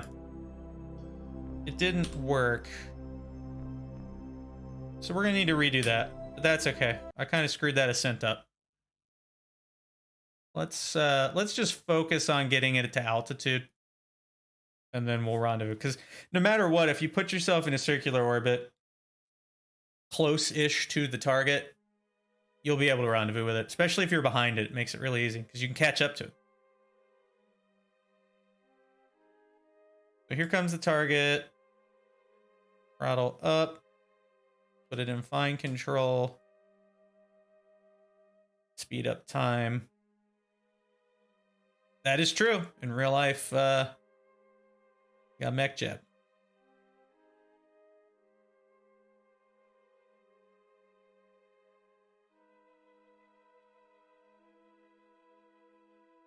Nobody hand flies an ascent from the surface of the moon. Let's just say that.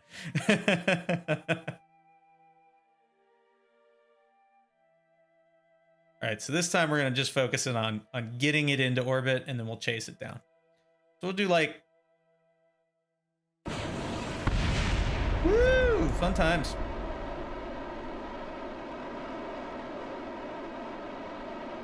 Dude, I know, right? It's incredible. It's absolutely incredible. No, the Apollo guidance computer is like just a technological wonder. Absolutely insane. We're good about here.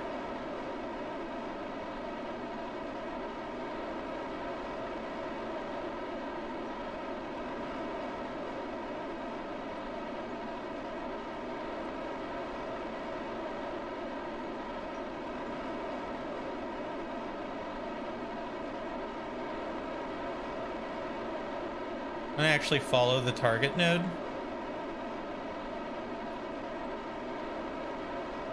Like, we can't really rendezvous with it, but it's a decent marker for what kind of ascent we need to do.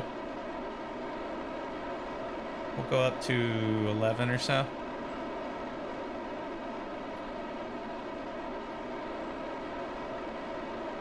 There we go.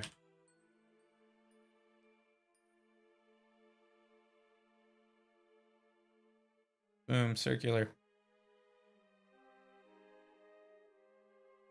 Seems pretty good. Let's do it. Close enough. Just get it in orbit.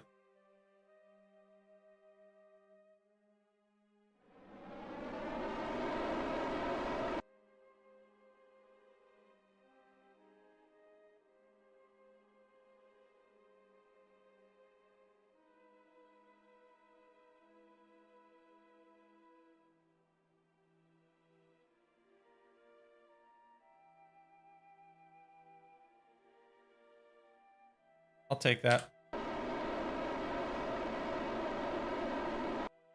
We could play with this while the burn is occurring, because nothing wrong with that.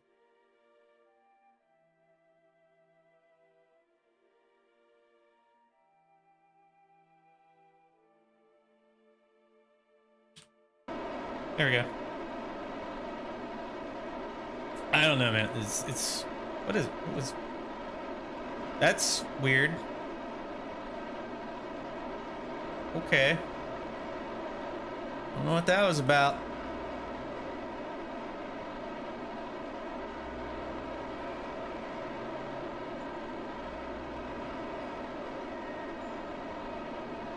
All right, we're about where we want to be as far as getting into orbit.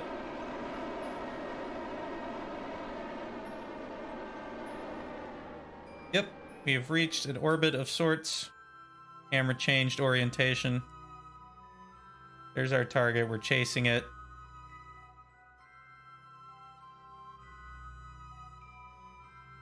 Good enough. We're in some kind of orbit. There's our closest approach. So we need to set up a maneuver node. We've already passed the ascending nodes. We're not in the ideal point to do it, but let's do it like right here. Let's set it up relative to the target's periaps.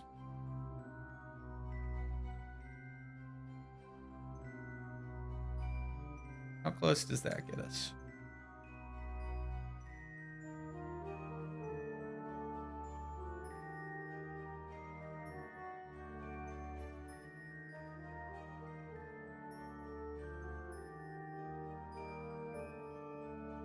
That was looking better.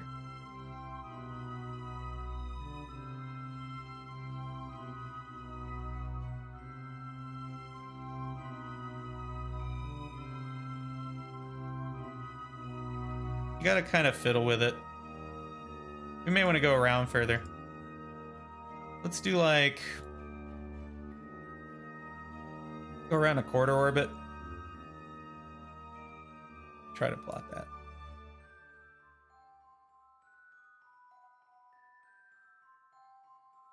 That brings us in pretty close.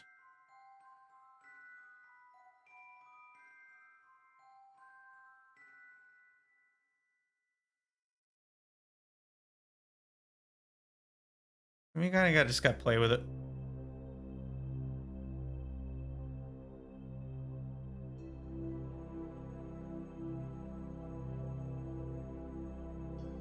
Looks like we've only got 105 meters a second relative velocity compared to us at the moment. Let's do... we'll just go to the descending node and we'll set it up there. That should get it. It'll be about another half orbit around from there, I think, is where we'll actually get to it. We had one there, actually. Hold up. Yeah, that was close.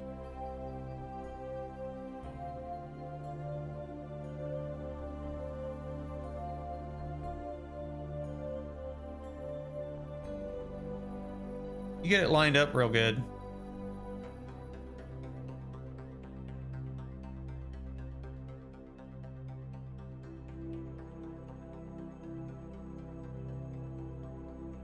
That was pretty good.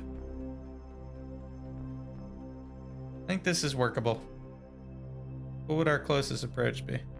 21 kilometers. It's not bad. It'd be better.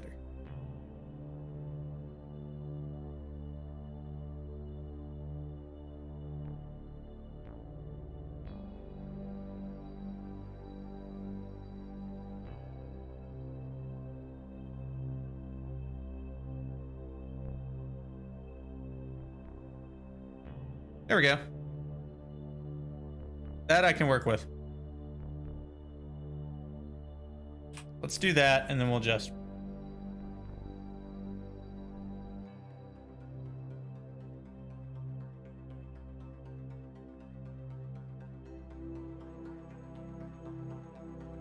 our relative speeds at intercept are going to be really tiny, too, because we're in fairly similar orbits. Notice we're staying pretty close to it.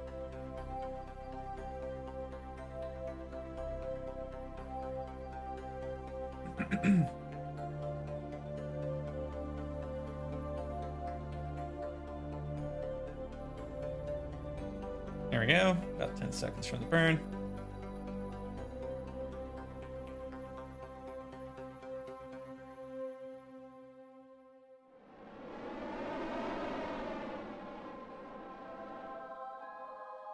Now this is where like small adjustments matter, so we gotta be careful.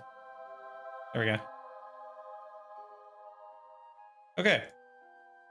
This is our new close approach. We could go to the next descending node and do another slight phasing maneuver. Try to get it even closer.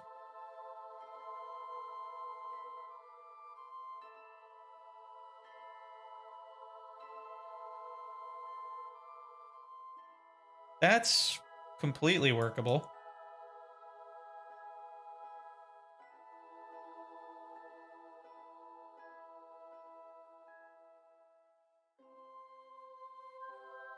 He had one that was real close.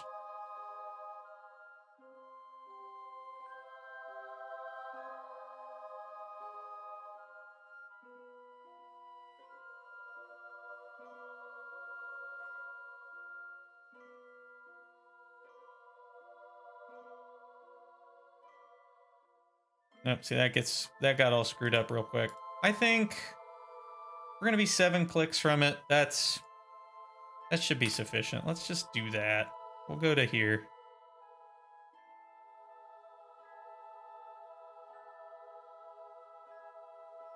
I'm gonna do final approach there. I can usually get it a lot better, but I'm a little rusty at the moment. Like I've done a couple where it was like straight approaches, like boom, we're on them. I think the game just crashed. Something happened. Let's see what it does.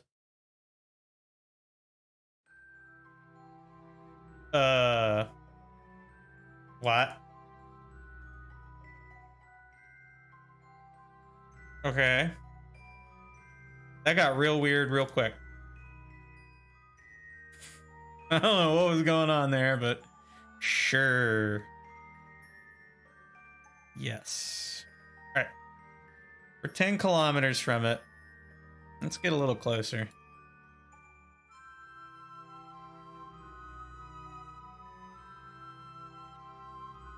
We're going to do anti-target when we get close so we can zero out our velocity, and then we'll start approaching.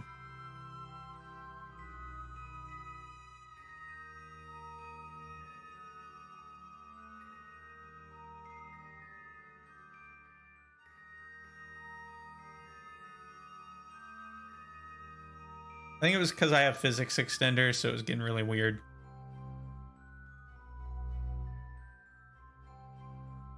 You can see some peaks there. Some large crater lips.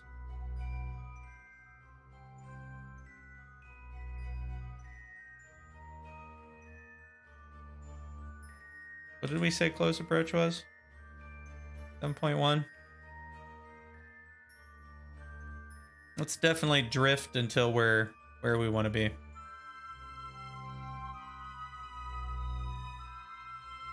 I don't think it's gonna let me do it. We're too close to the surface now to actually warp. We're under the safe minimum. That 10 is the safe minimum for the purpose of time warping as well. So we gotta wait until we drift out a little bit. That's okay.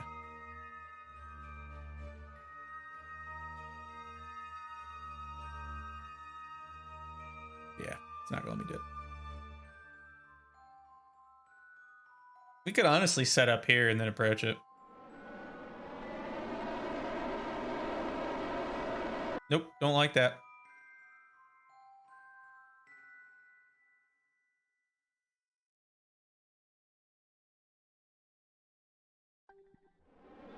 Well, I'm gonna try it anyway.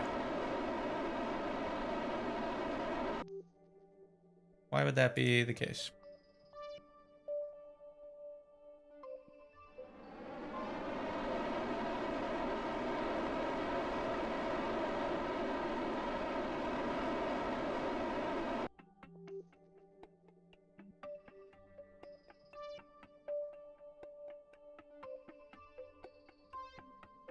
I think we goofed that.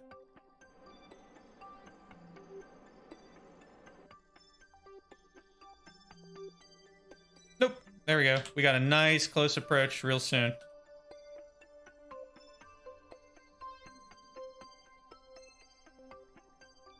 I'll take it. Better to coast for a little bit than to fight it too much at these distances.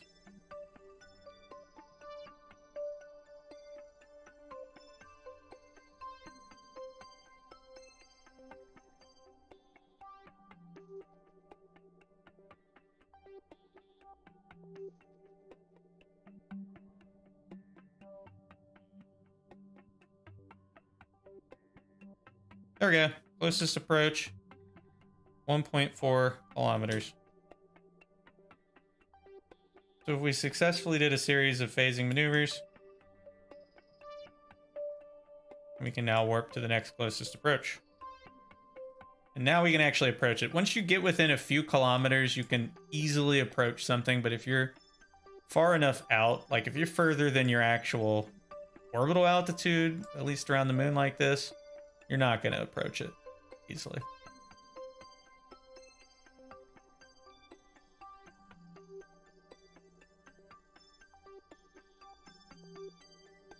So I'm going to use RCS for this.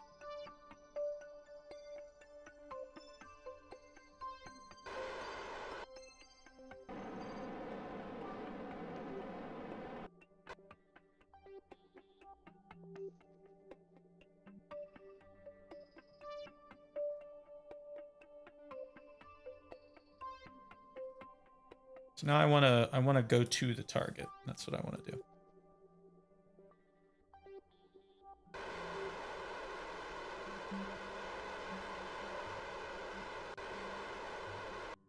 All right, and then we can bring our vector in, so we're actually approaching it. We align our prograde vector relative to the target up on the target marker. We are now approaching it. We're approaching at 6.7 meters per second.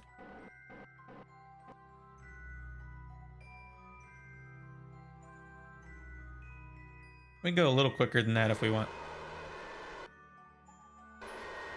We gotta be careful. You don't want to get too much relative velocity, or you'll have a hard time bleeding it off. And just do small adjustments so we can stay lined up on it. Now, one thing we might want to do while we're approaching real quick is right-click our thing and control from here. When we get closer, we're going to actually zero out our relative to the target and then target the docking port that we want.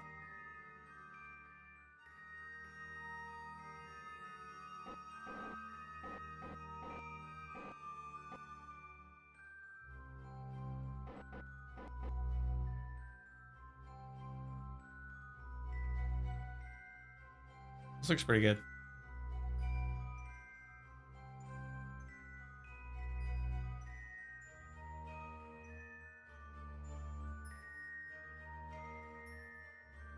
I don't have any forward-facing lights, unfortunately, so doing this on the dark side is going to be somewhat hard, but that's okay.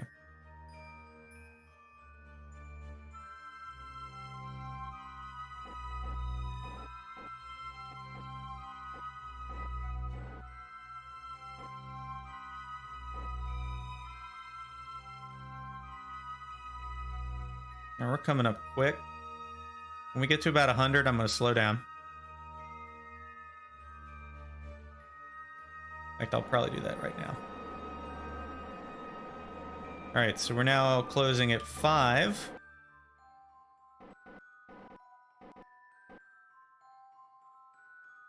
Hey, we got the sunlight. And we're slowing way down now. Because we can actually see it now, and it's pretty large. I'm gonna switch it to fine control. We're about 28 meters away. Okay, so we should be flying formation with it now. Looks good. Quick save in there. We're gonna switch to the other vehicle. And we'll get it lined up retrograde. Because that seems to be the most advantageous orientation.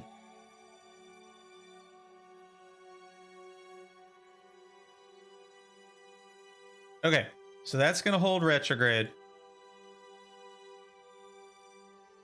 We're going to do what I said. We're going to target the...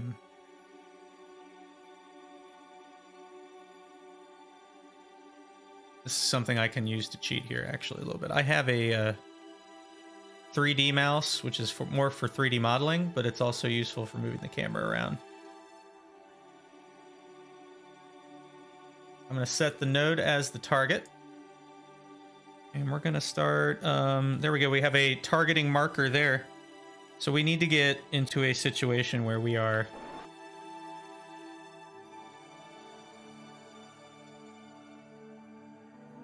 targeted at it. Keep it in target mode.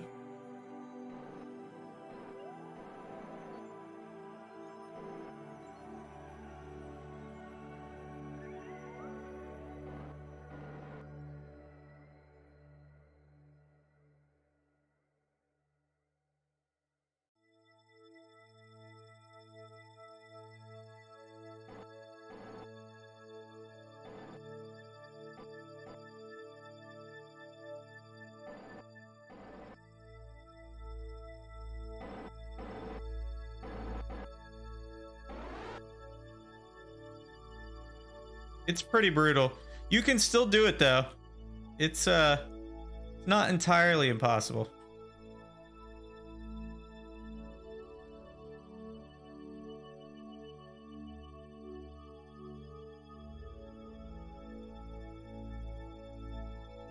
You can actually get away with doing it with just these markers on the thing.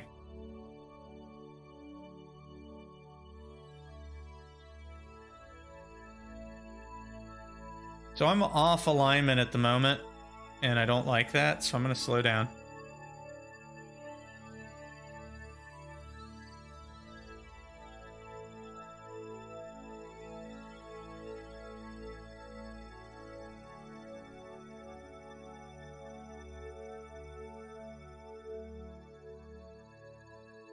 That looks pretty good.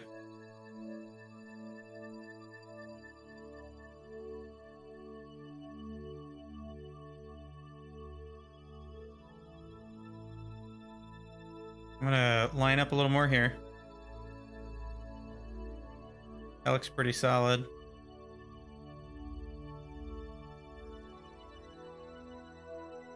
Turning everything off at the last second. There we go. Got it. I'll take it. Oh, I know, right? No, it's a whole thing with Apollo. Like, getting to that and rendezvousing with it was just crazy. I don't even know. It's wild. So from here on out, we're going to control from here to get our return trajectory. Point the vehicle prograde.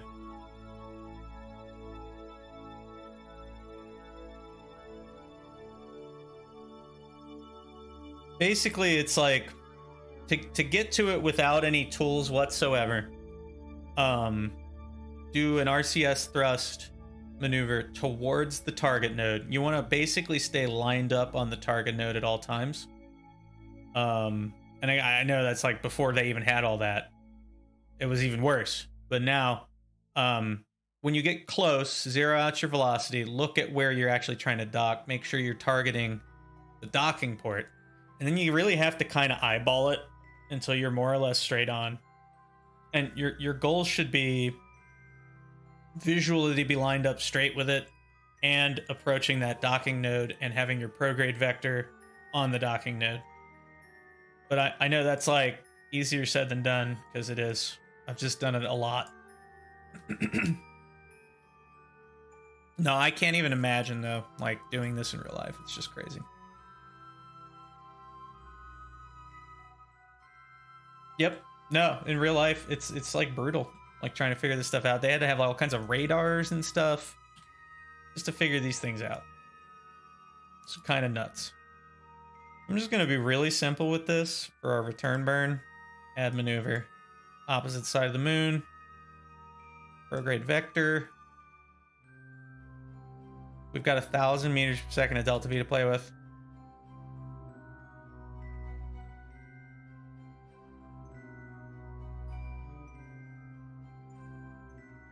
That works for me. We'll do an adjustment along the way. We need to shut down this engine. But we really had enough left to probably get back with or without it.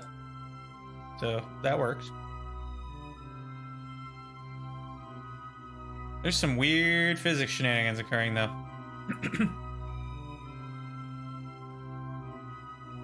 Quick save. I don't even think we needed this thing, honestly. But hey, it was fun. Doing a docking is always fun.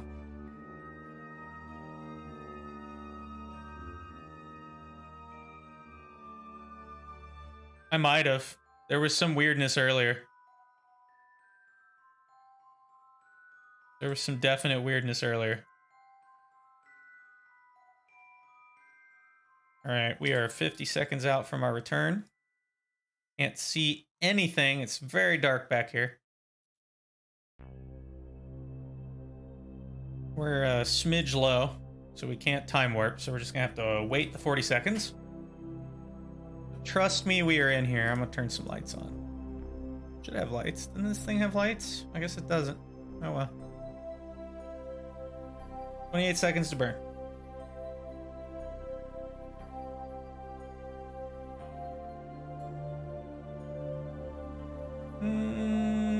No, we got electric charge for it. Oh, it's kind of weird. I don't know. We're gonna see us here in a moment, though. About 5 seconds to the burn.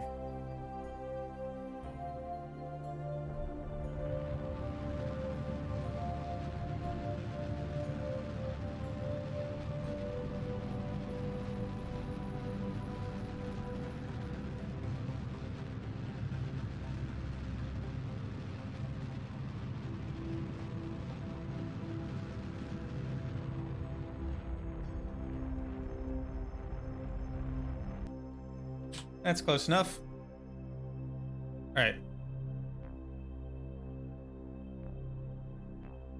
This actually, this is a feature of Kerbal Engineer Redux. So these burn times are actually calculated for that. It'll have you do it at the appropriate time for an efficient burn. So I believe it's like it splits it in half. But I've done the 1/3 thing as well. Yeah, no, it's I think my favorite feature of it actually. So we need to set up our return. We need to clear the moon a bit.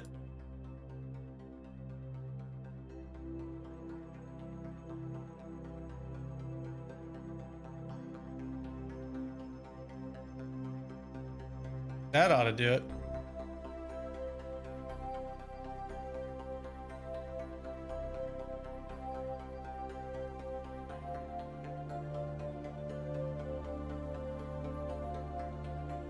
It is still coming as far as I know, but it's not until at least next year.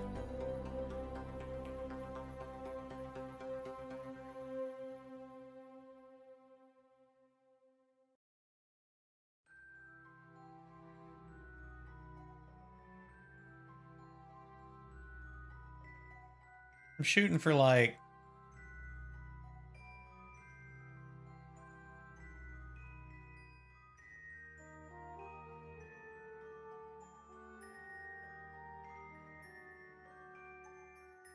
that there seems reasonable. That's good. About 30 clicks. We'll do one more burn before we leave the sphere of influence of the moon, and we should actually be able to see our spacecraft by that point, which will be nice. In fact, we should be able to see it here shortly, because we're going to come up over the limb of the moon. Oh, that's why we can't see anything at all. We're in a darn eclipse. How funny. There it goes. The moon's out of the eclipse. We're actually traveling within it. That's really cool. How neat. We should be coming out of it here shortly. That was cool.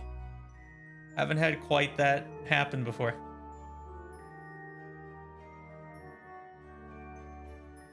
Yep. All right, we're about 34 seconds. Don't really need that anymore. We don't really need that anymore. We don't need much of that anymore.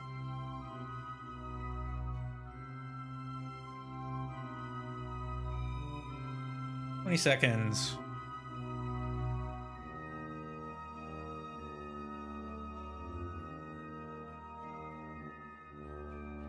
Ten seconds.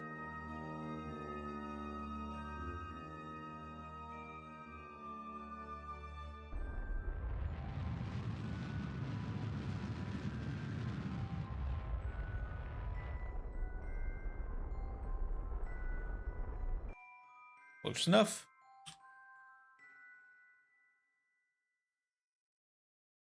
I think that'll be a re-entry. Let's warp to the sphere of influence change.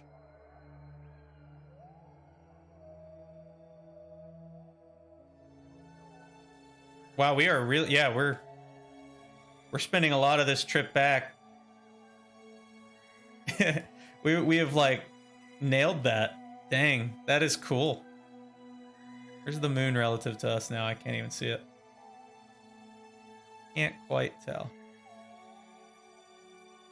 Oh well.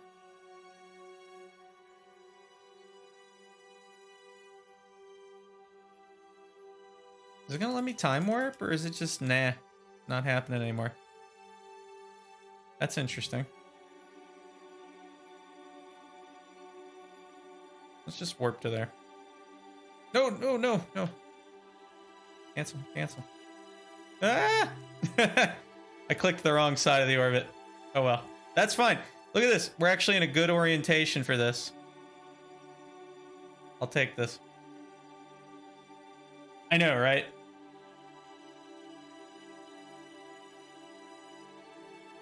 Dude, I wish. Or maybe I don't. I don't know. It's one of those things I kind of wish was the thing in this, and then I'm like, maybe not. So this is cool. We actually ended up oriented properly. This is about how the Apollo spacecraft would be oriented as far as its pitch when they did their separation. So let's separate these vehicles for safety. And then we'll get oriented here for separation in this regard. So we just entered the atmosphere. It's doing physics shenanigans. There it goes. We can now separate.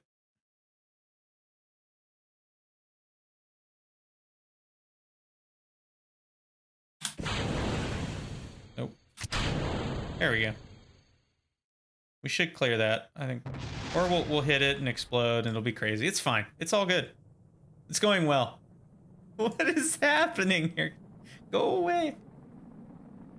Oh no! All right, we gotta reload. We gotta reload that. That took out our heat shield. That would have been bad. Got a little crowded there. Oh, darn it. We got to do this garbage again.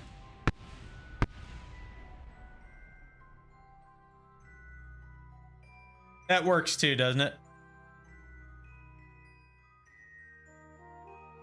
Well, we'll just do this again real quick. No, spinning works. The real Apollo, they were either pitched forward 40 degrees or upward 45 degrees. One or the other. I've never really figured out exactly which ones on which missions, because I think it was an either or kind of thing that they decided in flight. And that would successfully allow them to separate both vehicles safely. The problem was we had 3 vehicles stacked on top of each other there, technically. So we need to jettison this bad boy first next time. But the physics are also no longer broke, so we can actually time warp again, which is nice. So that was probably a quick save load that needed to happen either way.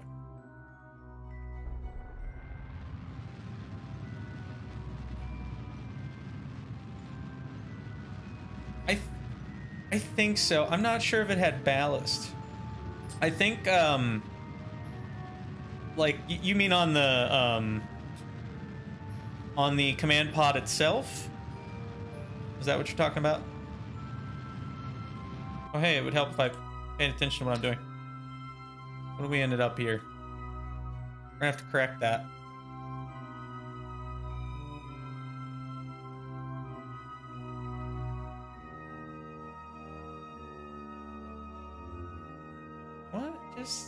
What happened there? I'm gonna reload that one more time.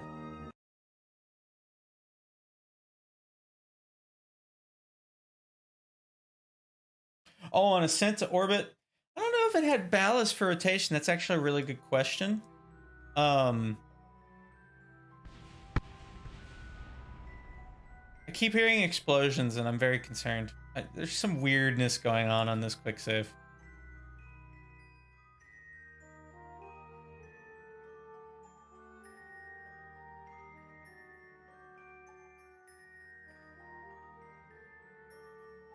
It very well might have. That's actually an excellent question. I do not know the answer to. Now, the question is it rotation in the sense of, like, spinning, or is it rotation in the sense of the whole rocket pitch?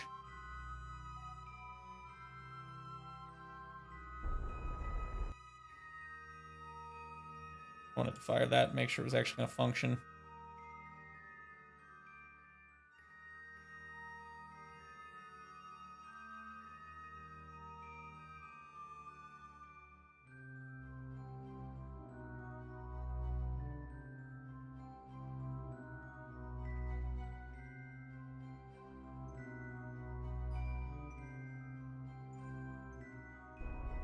There we go.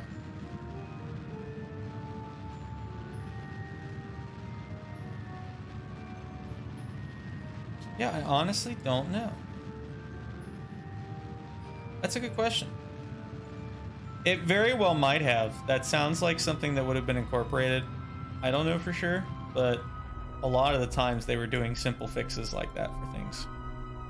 The other thing is the fins didn't actually do anything like on the bottom of the rocket. They weren't fins that actuated, but they might have stabilized it in that regard too. I'm not sure.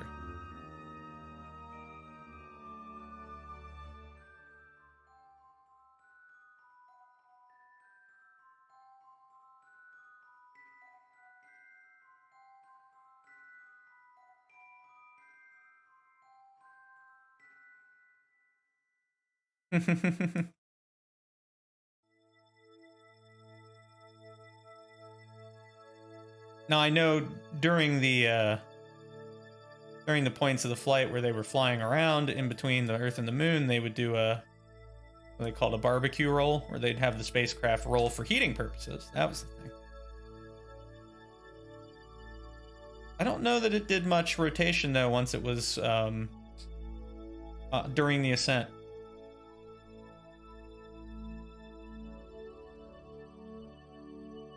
All right, so we don't have to do these things again. I'm gonna quick save. And as soon as we do this maneuver, we're gonna jettison this bad boy. I don't want this anymore. I believe it did some kind of roll program, like on takeoff, like it took off, and then the vehicle rolled, and then started pitching. It did something like that. It changed orientation during ascent, so it had the ability to roll on command. And since I do not believe the fins were actuators of any kind, like they weren't a control surface that could change deflection, I'm pretty sure they would have had to have something like that then, wouldn't they?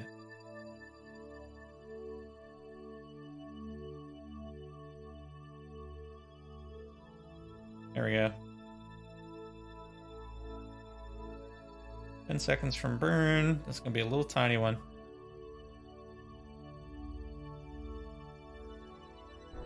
I'm just going to start it now.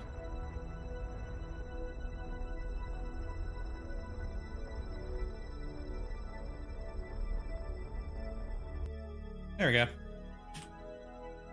So that would make sense. I don't know. That's really interesting, and I'm going to look into it now because I want to know now. Because I want to know all of it. I took like a deep dive, like, check out my YouTube channel. Promotion. Check out my YouTube channel. Same name. And I have an old video of, I did like this big, super accurate reproduction of Apollo, although it's to scale because it's Kerbal. But I got into a whole bunch of that, and there's definitely stuff I did not learn. There's a lot I did. It was very interesting. You know what? I'm gonna do a normal oriented ejection. Should be a little safer.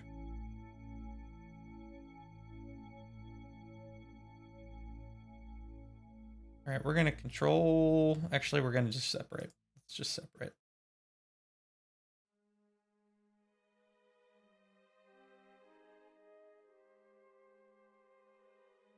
Why are you not letting me jettison?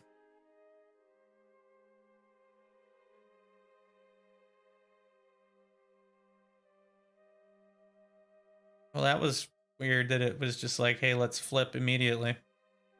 Okay. You do you, little spacecraft.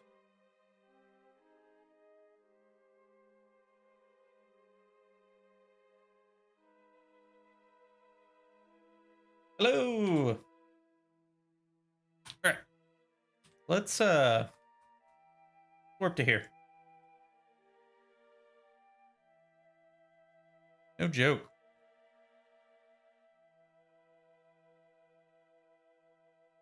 We have definitely separated from that. We could do better on electrical charge, but we're not using a lot of it, so it should be fine.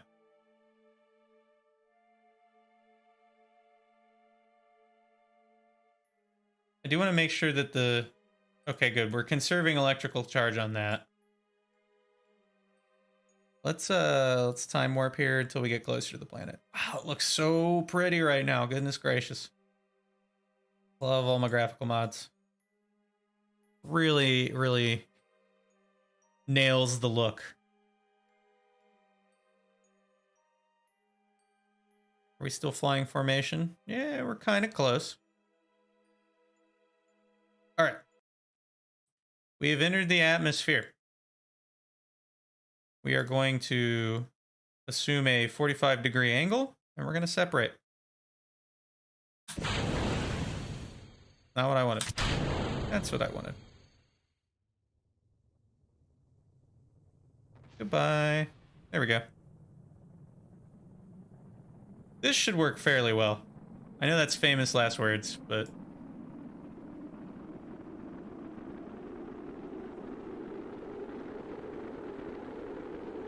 Looks like all chunks of the vehicle are actually here with us, too. That's pretty cool. Oh, well, there went that.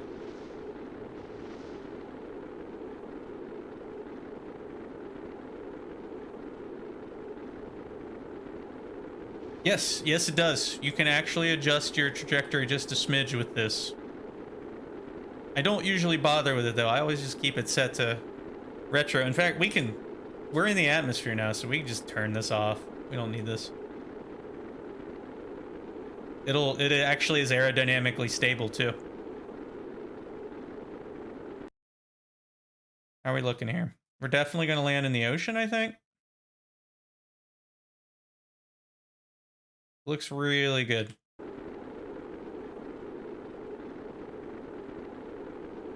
don't know if we could have possibly been more zoomed out there, but here we are. Yeah, well, pitch and yaw. You can actually adjust your trajectory. Like if I yaw a bit during this, it'll adjust our ground track a bit. Not by much. But you can adjust it. You don't have much authority over it, though.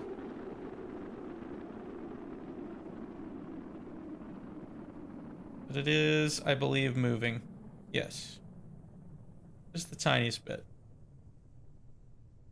I don't know if it models the lift changing, but you're changing the lift vector, so it does result in similar things. Like you're changing the radial component just a little bit. But it's like it models it, but not much.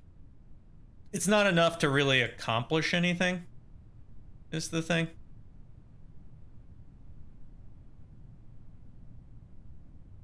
Like you can do some very slight ground track changes, and that's about it. I know you can't really skip off the atmosphere with a capsule in this, unfortunately, not really.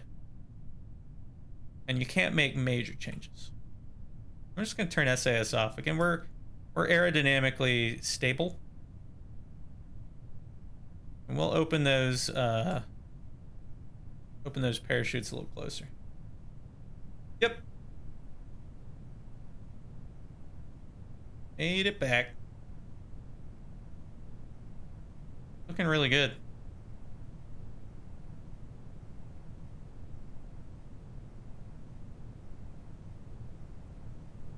I don't want to open them too soon because then they'll just they do that like let's just be a complete stop and then we're gonna take a million years to get to the surface kind of thing. Good enough for me.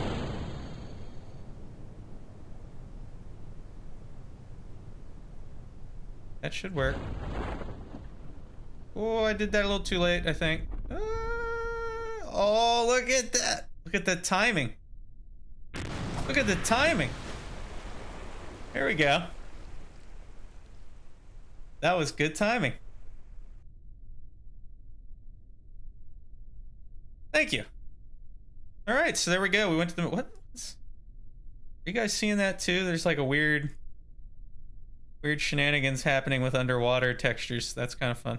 Look how nice the water looks. Is Parallax applying to this too? Yeah, I know I was a little concerned there, but I guess I judged it right. I think Parallax is affecting the water too, maybe? I don't remember it looking quite this beautiful. So there you have it. Trip to the moon. That was very fun.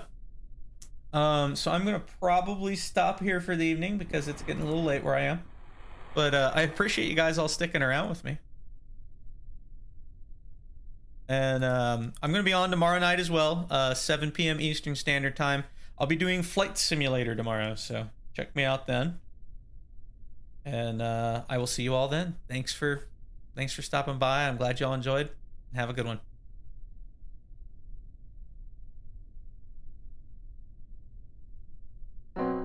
Hey, thank you. You guys have a good one.